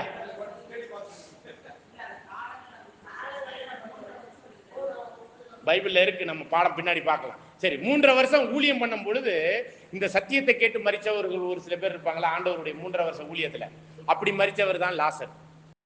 புரியுதுங்களா? அவரை எழுப்பிட்டார். அதே மாதிரிதான் இந்த 3.5 வருஷம் ஊழியத்துல செத்தவங்களை அந்த கல்லறையில இருந்து வந்திருக்கலாம். அப்படிப்பட்டவங்க தான். ஆபிரகாம், ஈசாக்கெல்லாம் எந்திரிச்சு வரல. நல்லா புரிஞ்சுங்க. இந்த 3.5 வருஷ ஊழிய காலத்துல இறந்தவர்கள், சத்தியத்தை கேட்டு மரித்தவர்கள் தான் எந்திரிச்சு வந்திருக்கலாம். அவர்கள் உயிர் தெழவில்லை. கல்லறை திறந்தது, அவர்கள் எழுந்தார்கள், உயிர் தான் அடைஞ்சாங்க, உயிர் தழுதல் அடையல. ஆனா யார் உயிர் தழுதல் அடைஞ்சான்னு வசனம் இருக்குன்னு பாருங்க.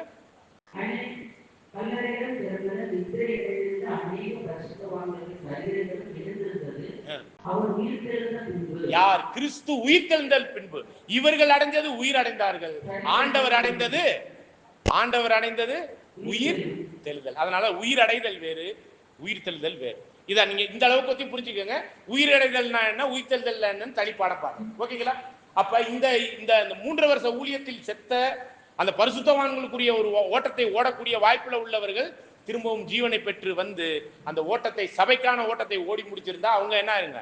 பரிசுத்தவான்களாய் லேக்கன் 44ல வர்றதுக்கு வாய்ப்பு இருக்குங்கிறதா இந்த இடத்துல ஒரு விஷயம் இருக்கு ஒழிஞ்சு அவர்கள் உயிர் தான் அடைந்தார்கள் ஒழிஞ்சு திரும்பவும் லாசர் மாதிரி என்ன இருப்பாங்க? செத்திருப்பாங்க. உயிர்த்தெழுதல் எப்பதான் சபைக்கு?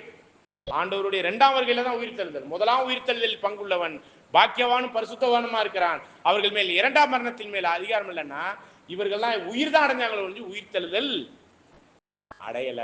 புரியுதுங்களா? ஓகே. இப்ப எந்த பாயிண்ட்ல நீங்க வந்தோம்? நான் மறந்துட்டேன். ஏசாயா 28:9. அப்ப உலக ஜனங்களுக்கு அப்படிங்கும் போது அவர்களுக்கான நியாய தீர்ப்பை பத்தி 9வது வசனத்துல பிற்பகுதியில படிங்க. 9வது வசனத்தின் பிற்பகுதி 26.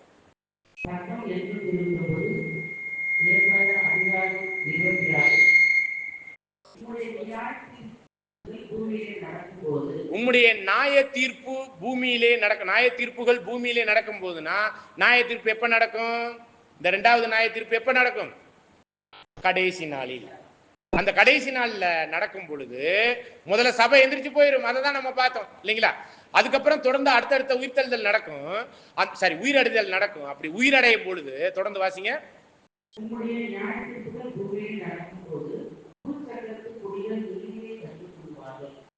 அப்ப நியாய தீர்ப்பு நடக்கும்போது பிரேத குழியில் உள்ள எல்லாரும் எந்திரிச்சு வந்துருவாங்க. எந்திரிச்சு வந்த உடனே அவங்களுக்கு ஃபர்ஸ்ட் என்ன சொல்லி கொடுக்கப்படும்? நியாய தீர்ப்புல அப்பதான் சத்தியத்தையே கத்துக் கொடுப்பாங்க. இது வசனம்.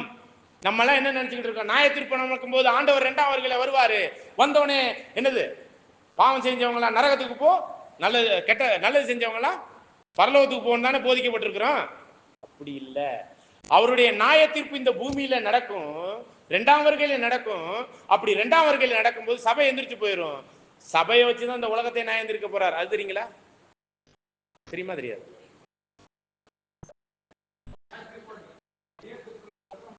யார் நியாயம் தீர்ப்பா? தேவதூதர்களை நியாயம் தீர்ப்போம். உலகத்தை 1 கொரிந்தியர் 6:1-2 வசனத்தை வாசிங்க. 2வது வசனத்தை வாசிங்க. 1 கொரிந்தியர் 6:2 வசனம்.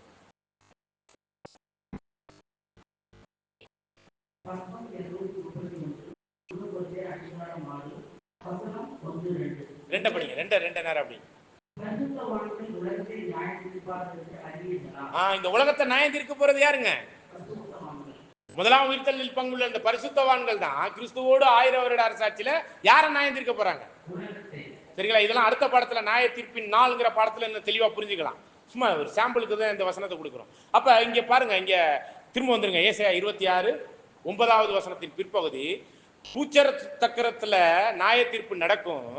அப்படின்னா பூச்சக்கரத்துல நியாய தீர்ப்புகள் நடக்கும்னா ஒவ்வொருத்தருக்கும் நியாய தீர்ப்பு யாருக்கு? முதல்ல சபைக்கு, அதுக்கப்புறம் முற்பிதாக்கள் எந்திரிச்சு வர போறாங்க, அதுக்கப்புறம் திரள் கூட்டம் வர போறாங்க, அதுக்கப்புறம் உலக ஜனங்கள், இஸ்ரேல் ஜனங்கள் எல்லாம் வர போறாங்க. அவங்க உங்களுக்கு பிரேத குழியில் உள்ளவர்களுக்கெல்லாம் எந்திரிச்சு வந்தவொடனே என்ன கிடைக்கும்? நியாய தீர்ப்பு நடக்கும். ஜீவனை கொடுக்க. அதான் தேவன் எழுதின 2வது தீர்ப்பு என்னங்க? எல்லாருக்கும் என்ன கொடுக்கணும்? அந்த நியாய தீர்ப்புல எல்லாருக்கும் ஃபர்ஸ்ட் என்னத்தை கொடுக்கணும்?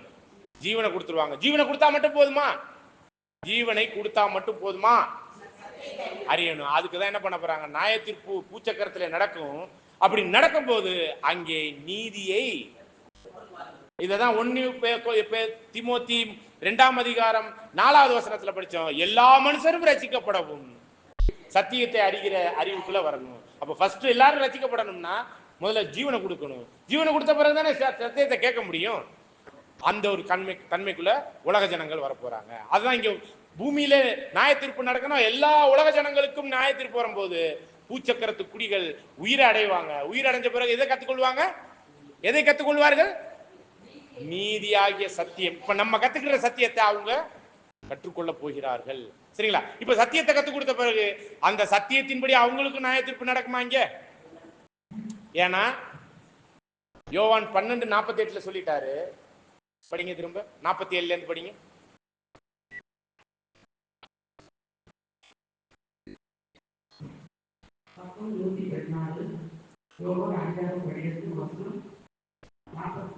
ஏழு 48.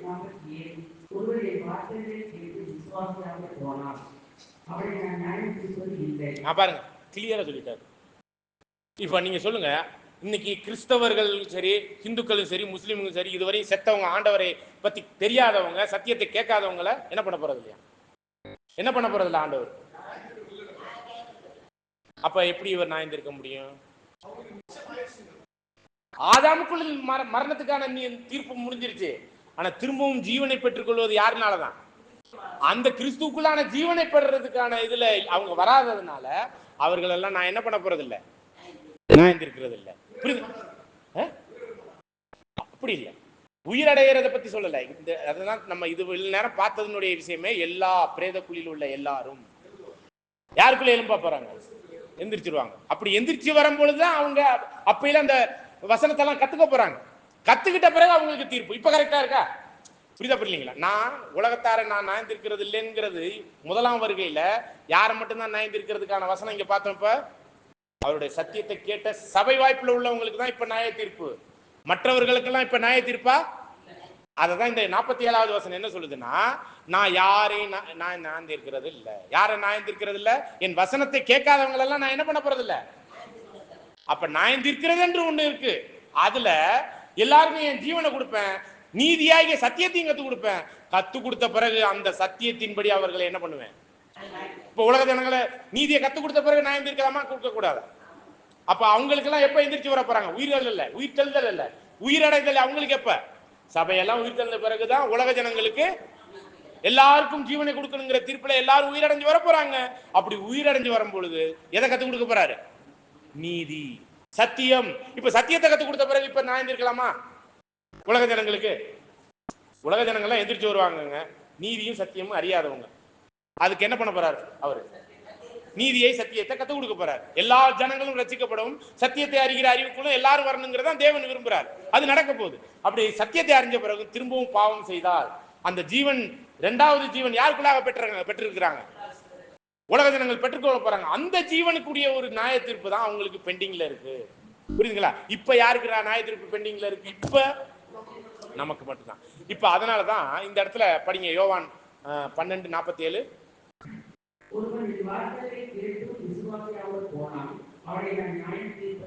ஏன்னா அவன் சத்தியத்தையே கேட்கல, அவனை நான் நியாயம் தீர்க்கிற போறதில்லை. அப்ப அவர் யாரதான் நியாயம் தீர்க்க போறாரு? நான் சத்தியம் கேட்டவங்களுக்கு தான் நியாயம் தீர்ப்பு. நியாயம் தீர்ப்பு படிங்க. உலகத்தை நியாயம் தீர்க்கிறதுக்காக நான் இப்போ வரல. நான் ஃபர்ஸ்ட் முறை இந்த பூமிக்கு வந்தது யாருக்காக வந்தேன்? உலகத்தை ரட்சிக்க, கிறிஸ்தவரை ரட்சிக்க சொல்லியிருக்கு. பாருங்க எவ்வளவு தப்பா போதிக்கப்பட்டிருக்கிறோம். பொய், அவ்வளவும் பொய் கிறிஸ்தவம். உலக ரட்சகர் நம்முடைய ஆண்டவர், நம்முடைய அப்பா பிதாவாகிய தேவன் தன்னுடைய குமாரனை யாருக்காக பலி கொடுத்தாருங்க? எல்லா உலக ஜனங்களுக்காக. எவ்வளவு பொய் பேசிக்கிட்டு இருக்காங்க போதகர்கள் பாருங்க. உலக ரட்சகர், நான் இந்த உலகத்தை நியாயந்திருக்கிறதுக்காக வரல, அவர்களை ரட்சிக்க வந்தேன். அதை தாங்க கடைசி நாள்ல அவங்களெல்லாம் பிரேத குழியில் உள்ள எல்லாரும் ஜீவனை அடைந்து அந்த தீர்ப்பின்படி, பிதாவினுடைய இரண்டாவது தீர்ப்பின்படி எல்லாரும் எந்திரிச்சு வர போறாங்க. அப்படி எந்திரிச்சு வந்த பிறகு அவங்களுக்கு சத்தியம் சொல்லி கொடுக்கப்படும். அதை தான் நம்ம அடுத்த வசனத்திலையும் படிக்கிறோம். படிங்க.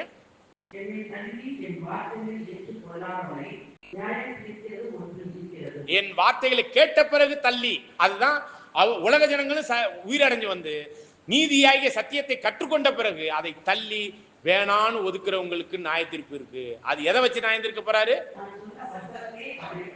அப்ப உயிர் கொடுக்கிறது மேட்டர் இல்லைங்க. இரண்டாவது முறை உயிர் கொடுக்கிறது மேட்டர் இல்ல. அந்த சத்தியமாகிய நீதியையும் கத்து கொடுப்பாரு. அந்த கத்து கொடுத்த பிறகும் பாவம் செய்யறாங்கன்னா அந்த ஜீவன் யாருக்குள்ளாக பெற்றுக்கொண்டார்கள்? அவர்கள்லாம் நாம கூட கிறிஸ்துவுக்குள்ள. அப்படி ஜீவனை பெற்றுக்கொண்டும் இரண்டாம் மரணத்துக்கு ஏதுவான பாவம் செய்யும் பொழுதுதான் அந்த தீர்ப்பின் தண்டனை என்னவாக இருக்கும்? இரண்டாம் மரணமா இருக்கும். புரியுதுங்களா? இப்ப இரண்டாம் மரணம் எப்ப கிடைக்கும்னாக்க உலக ஜனங்களுக்கு அந்த நியாய தீர்ப்பின் நாள்ல அந்த சத்தியத்தெல்லாம் கத்து கொடுத்த பிறகு. அப்ப எல்லா ஜனங்களும் தான் எந்திரிச்சு வர போறாங்க. ஃபர்ஸ்ட் யார் எந்திரிச்சு வர போறா? இந்த சபைக்குரிய ஒரு வாய்ப்புல உயிர்த்தெழுதல் சபைக்கு தான் முதல்ல. அப்ப இந்த ஏசாயா 26:9 படிக்கிறோம். பூச்சக்கரத்து குடிகள் நியாய தீர்ப்பு நடக்கும் பொழுது நீதியை கற்றுக்கொள்வார்கள். தொடர்ந்து வாசிங்க அந்த ஒரு வசனத்தை. அதுல 2ஆம் மரணத்தை பத்தி சொல்லியிருக்குங்க, படிக்கலாம் பாருங்க. இப்ப சீக்கிரமா இன்னொரு 5 நிமிஷத்துல நான் முடிக்கணும், உங்களுக்கு டைம் ஆயிடுச்சு. இல்ல 9வது வசனத்தை அந்த பாதியில இருந்து படிங்க.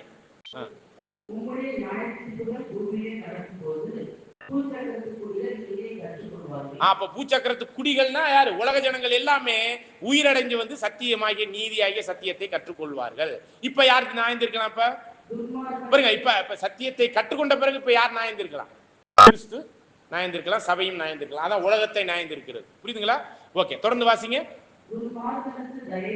அதாவது இந்த சத்தியத்தை ஆட்டோ சங்கர் மாதிரி ஆளுகள், இது மாதிரி பெரிய பெரிய பாவம் செஞ்சவங்களுக்கு துன்மார்க்கு தயவு காமிச்சு, எப்பா இன்னொரு வாய்ப்பு இருக்கு, இந்த துன்மார்க்கமா வாழ்ந்துட்ட முதல் ஆதாமுக்குள்ளான ஜீவியத்துல இப்ப கிறிஸ்துக்குள்ளான ஜீவனை பெற்றுக்கொண்டு வந்திருக்கிற, அதனால உனக்கு தயவு காமிச்சிருக்கு, இந்த முறையாச்சு நீ என்ன ஆயிரு, திருந்திரு. யாருக்கு கொடுக்கப்படும் இந்த வாய்ப்பு? இந்த மாதிரி பெரிய பெரிய பாவம் செய்கிற ஆட்டோ சங்கர் மாதிரி பெரிய பெரிய பாவம் செஞ்சவங்களுக்கு எல்லாம் என்ன பண்ணப்படும்? யூதாஸ் மாதிரி உங்களுக்கு கூட வாய்ப்பு இருக்கலாம், எனக்கு அதை பத்தி தெரியல, யூதாஸை பத்தி தெரியாது. ஆனா ஆட்டோ சங்கர் மாதிரி இப்படி பெரிய பெரிய பாவம் செஞ்சவங்களுக்கு எல்லாம் தயவு காமிக்கப்படும். எப்பொழுது காமிக்கப்படும்? படிங்க. ஒரு சில பேர் அப்படி உயிரடைஞ்சு வரும்போதும் அந்த நீதியை என்ன பண்ண மாட்டாங்களாம், அந்த சத்தியத்தை கத்துக்கொள்ள முடியாது அப்படின்னே இருப்பாங்களாம். சரிங்களா? 3 வழிகள்ங்கிற பாடத்தை இதை பத்தி தெளிவா புரிஞ்சுக்கலாம். சரிங்களா? அப்ப அப்படியும் ஒரு வாய்ப்பு, 2வது வாய்ப்பு கொடுக்கும் போதும், கிறிஸ்துவனுடைய 2ஆம் வருகைக்கு அப்புறம் அந்த ஒரு கடைசி நாள்ல அந்த சத்தியத்தை சொல்லிக் கொடுக்கும் பொழுதும், நியாய தீர்ப்பின் நாள்ல அந்த சத்தியத்தை சொல்லிக் கொடுக்கும் பொழுதும் அந்த நீதியை அவங்க என்ன பண்ண மாட்டாங்களாம். இப்ப கத்துக்கொள்ளாதவனுக்கு இப்ப என்ன பண்றது? ஆதாமும் அங்கே நீதியான நியாய தீர்ப்பு சொல்லும் பொழுது அதை கற்றுக்கொள்ளாமல் என்ன பண்ணாருங்க? பாவம் செஞ்சார், எல்லாருக்கும் மரணம். இப்ப அவன் தப்பு செய்யறதுக்கு நீதியை கற்றுக் கொடுத்த பிறகும் கற்றுக்கொள்ளாம பாவம் செய்யும் போது அவனுக்கு என்னதான் கொடுக்க முடியும்? என்னதான் கொடுக்க முடியும்? 2ஆம் மரணம் கொடுத்துதான். முதல் மரணம் ஆதாமுக்கு இல்ல, 2வது மரணம் ஒவ்வொருத்தருக்கும் இண்டிவிஜுவலா, தனித்தனியா. தொடர்ந்து வாசிங்க. பாருங்க, நீதி உள்ள தேசத்திலும், நீதி உள்ள தேசத்துல அநியாயம் செய்யணுமா? சரி, எதுங்க நீதி உள்ள தேசம்? நீதி உள்ள அப்படின்னு ஒரு வசனம் ஒண்ணு இருக்கு, எங்க இருக்கு? 2 பேதுரு 3ஆம் அதிகாரம் 13 படிங்க. நீதி உள்ள தேசம்னா அப்பதான் இருக்கும், எப்பன்னு பாருங்க, படிங்க. 2 பேதுரு 3ஆம் அதிகாரம் 13வது வசனம். நீதி உள்ள தேசம் எதுவும் இருக்கா? அமெரிக்கா, இந்தியா, இலங்கை, பாகிஸ்தான், இஸ்ரேல், ஏதாச்சும் ஒரு நீதி உள்ள தேசம் இருக்குதுங்களா? இல்ல, நான் கேட்ட கேள்விக்கு பதில் சொல்லிருங்க. நீதி உள்ள தேசம் எதுவும் இப்ப இருக்குதா? எதுவுமே இல்ல. புரியுதுங்களா? அப்ப படிங்க.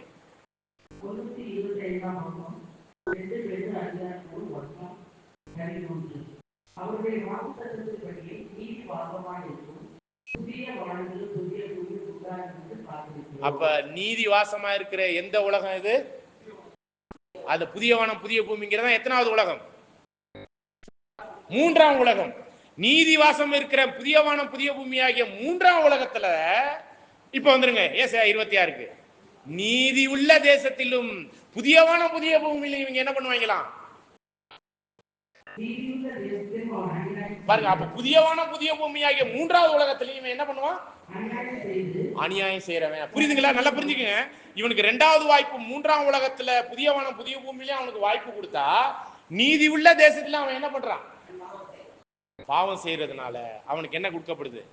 படிங்க, தொடர்ந்து வாசிங்க.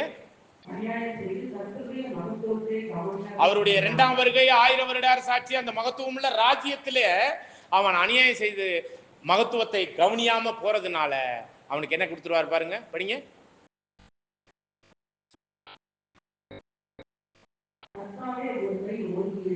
அதாவது அவர் கை ஓங்கிருக்குன்னா அவர் ராஜ்யத்துல 2ஆம் வருகையில வந்து புதிய வானம் புதிய பூமிக்குரிய ஆட்சி முறைமையில செயல்பட்டுக்கிட்டு இருக்கும் பொழுது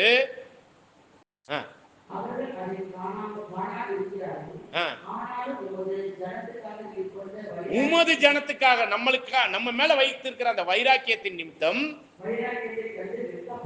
அவங்க எல்லாம் பாவம் செஞ்சாக்கி வெக்கப்பட்டு எப்படி ஆதாம் ஏவாளும் போய் இலைகளுக்குள்ள போய் நின்னாங்கல்ல, அதே மாதிரி இந்த 2வது வாய்ப்புலையும் பாவம் செய்யறவங்க நீதியை கவனிக்காம அக்கிரமமா போய் அந்த புதிய வானம் புதிய பூமி ஆகிய 3ஆம் உலகத்திலையும் பாவம் செய்யறவங்களுக்கு அவங்க வெக்கப்பட்டு நாணி, எப்படி ஆதாம் ஏவாளும் போய் அந்த தோட்டத்துல ஒளிஞ்சாங்களோ, இவங்களும் என்ன பண்ணிக்கிட்டு இருப்பாங்க?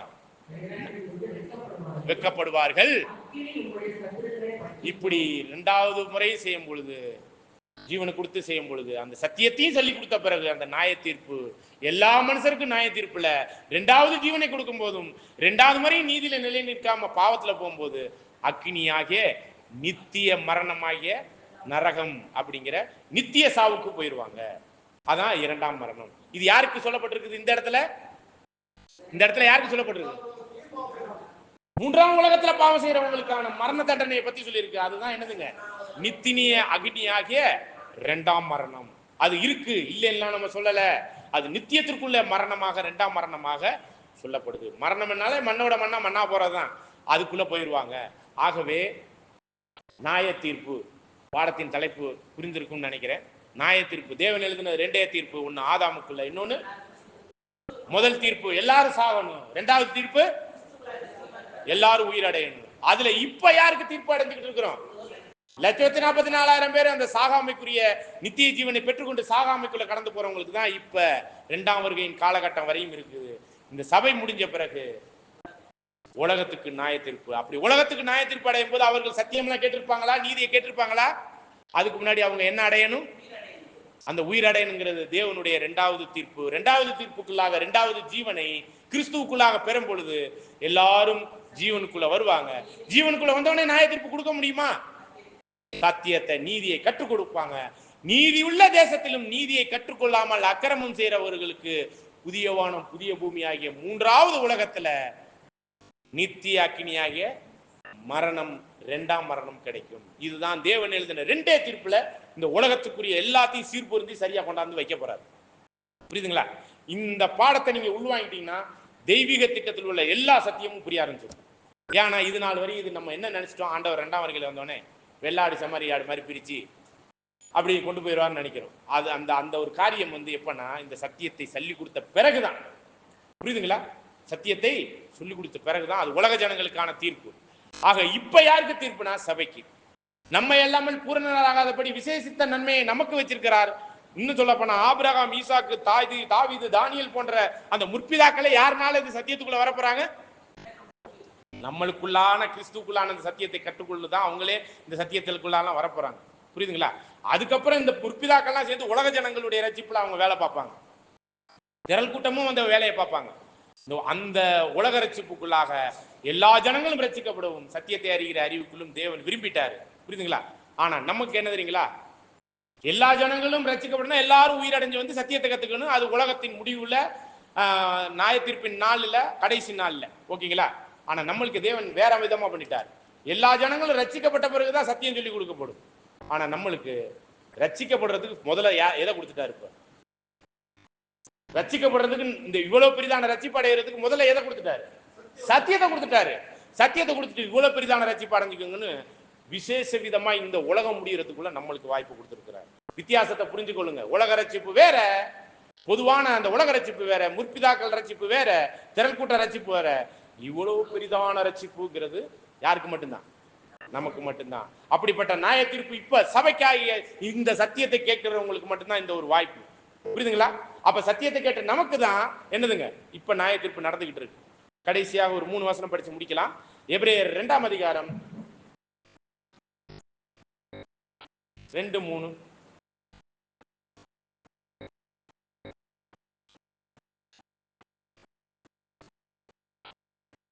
ஒன்னுல இருந்தே படி. எபிரேயர் 2ஆம் அதிகாரம்.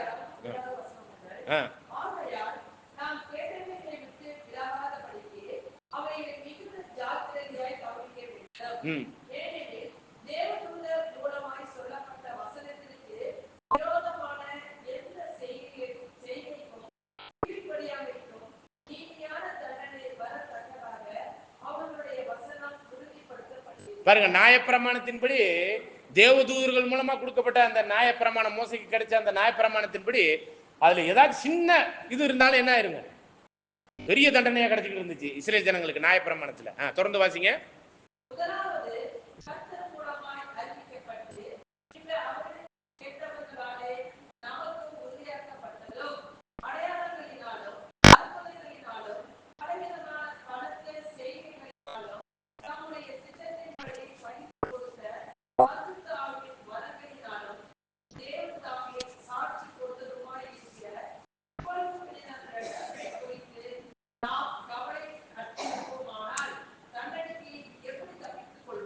ஓகே, அப்ப அதுதான் என்னன்னு பாக்குறோம்னா, இதுல தெளிவான சத்தியத்துக்குள்ள வந்துட்டு இவ்வளவு பெரிதான ரட்சிப்பை நீங்க அசட்டை பண்ணிடாதீங்க. தெளிவா ஓட்டத்தை ஓடி நம்ம 1,44,000 பேரை ஆயிரணும்.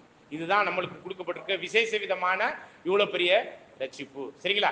ஆகவே அன்புக்குரிய சகோதர சகோதரிகளே, இந்த சுவிசேஷ யுகத்துல நம்மளுக்கு கிடைச்சிருக்க ரட்சிப்பை அசட்டை பண்ணிடாதீங்க.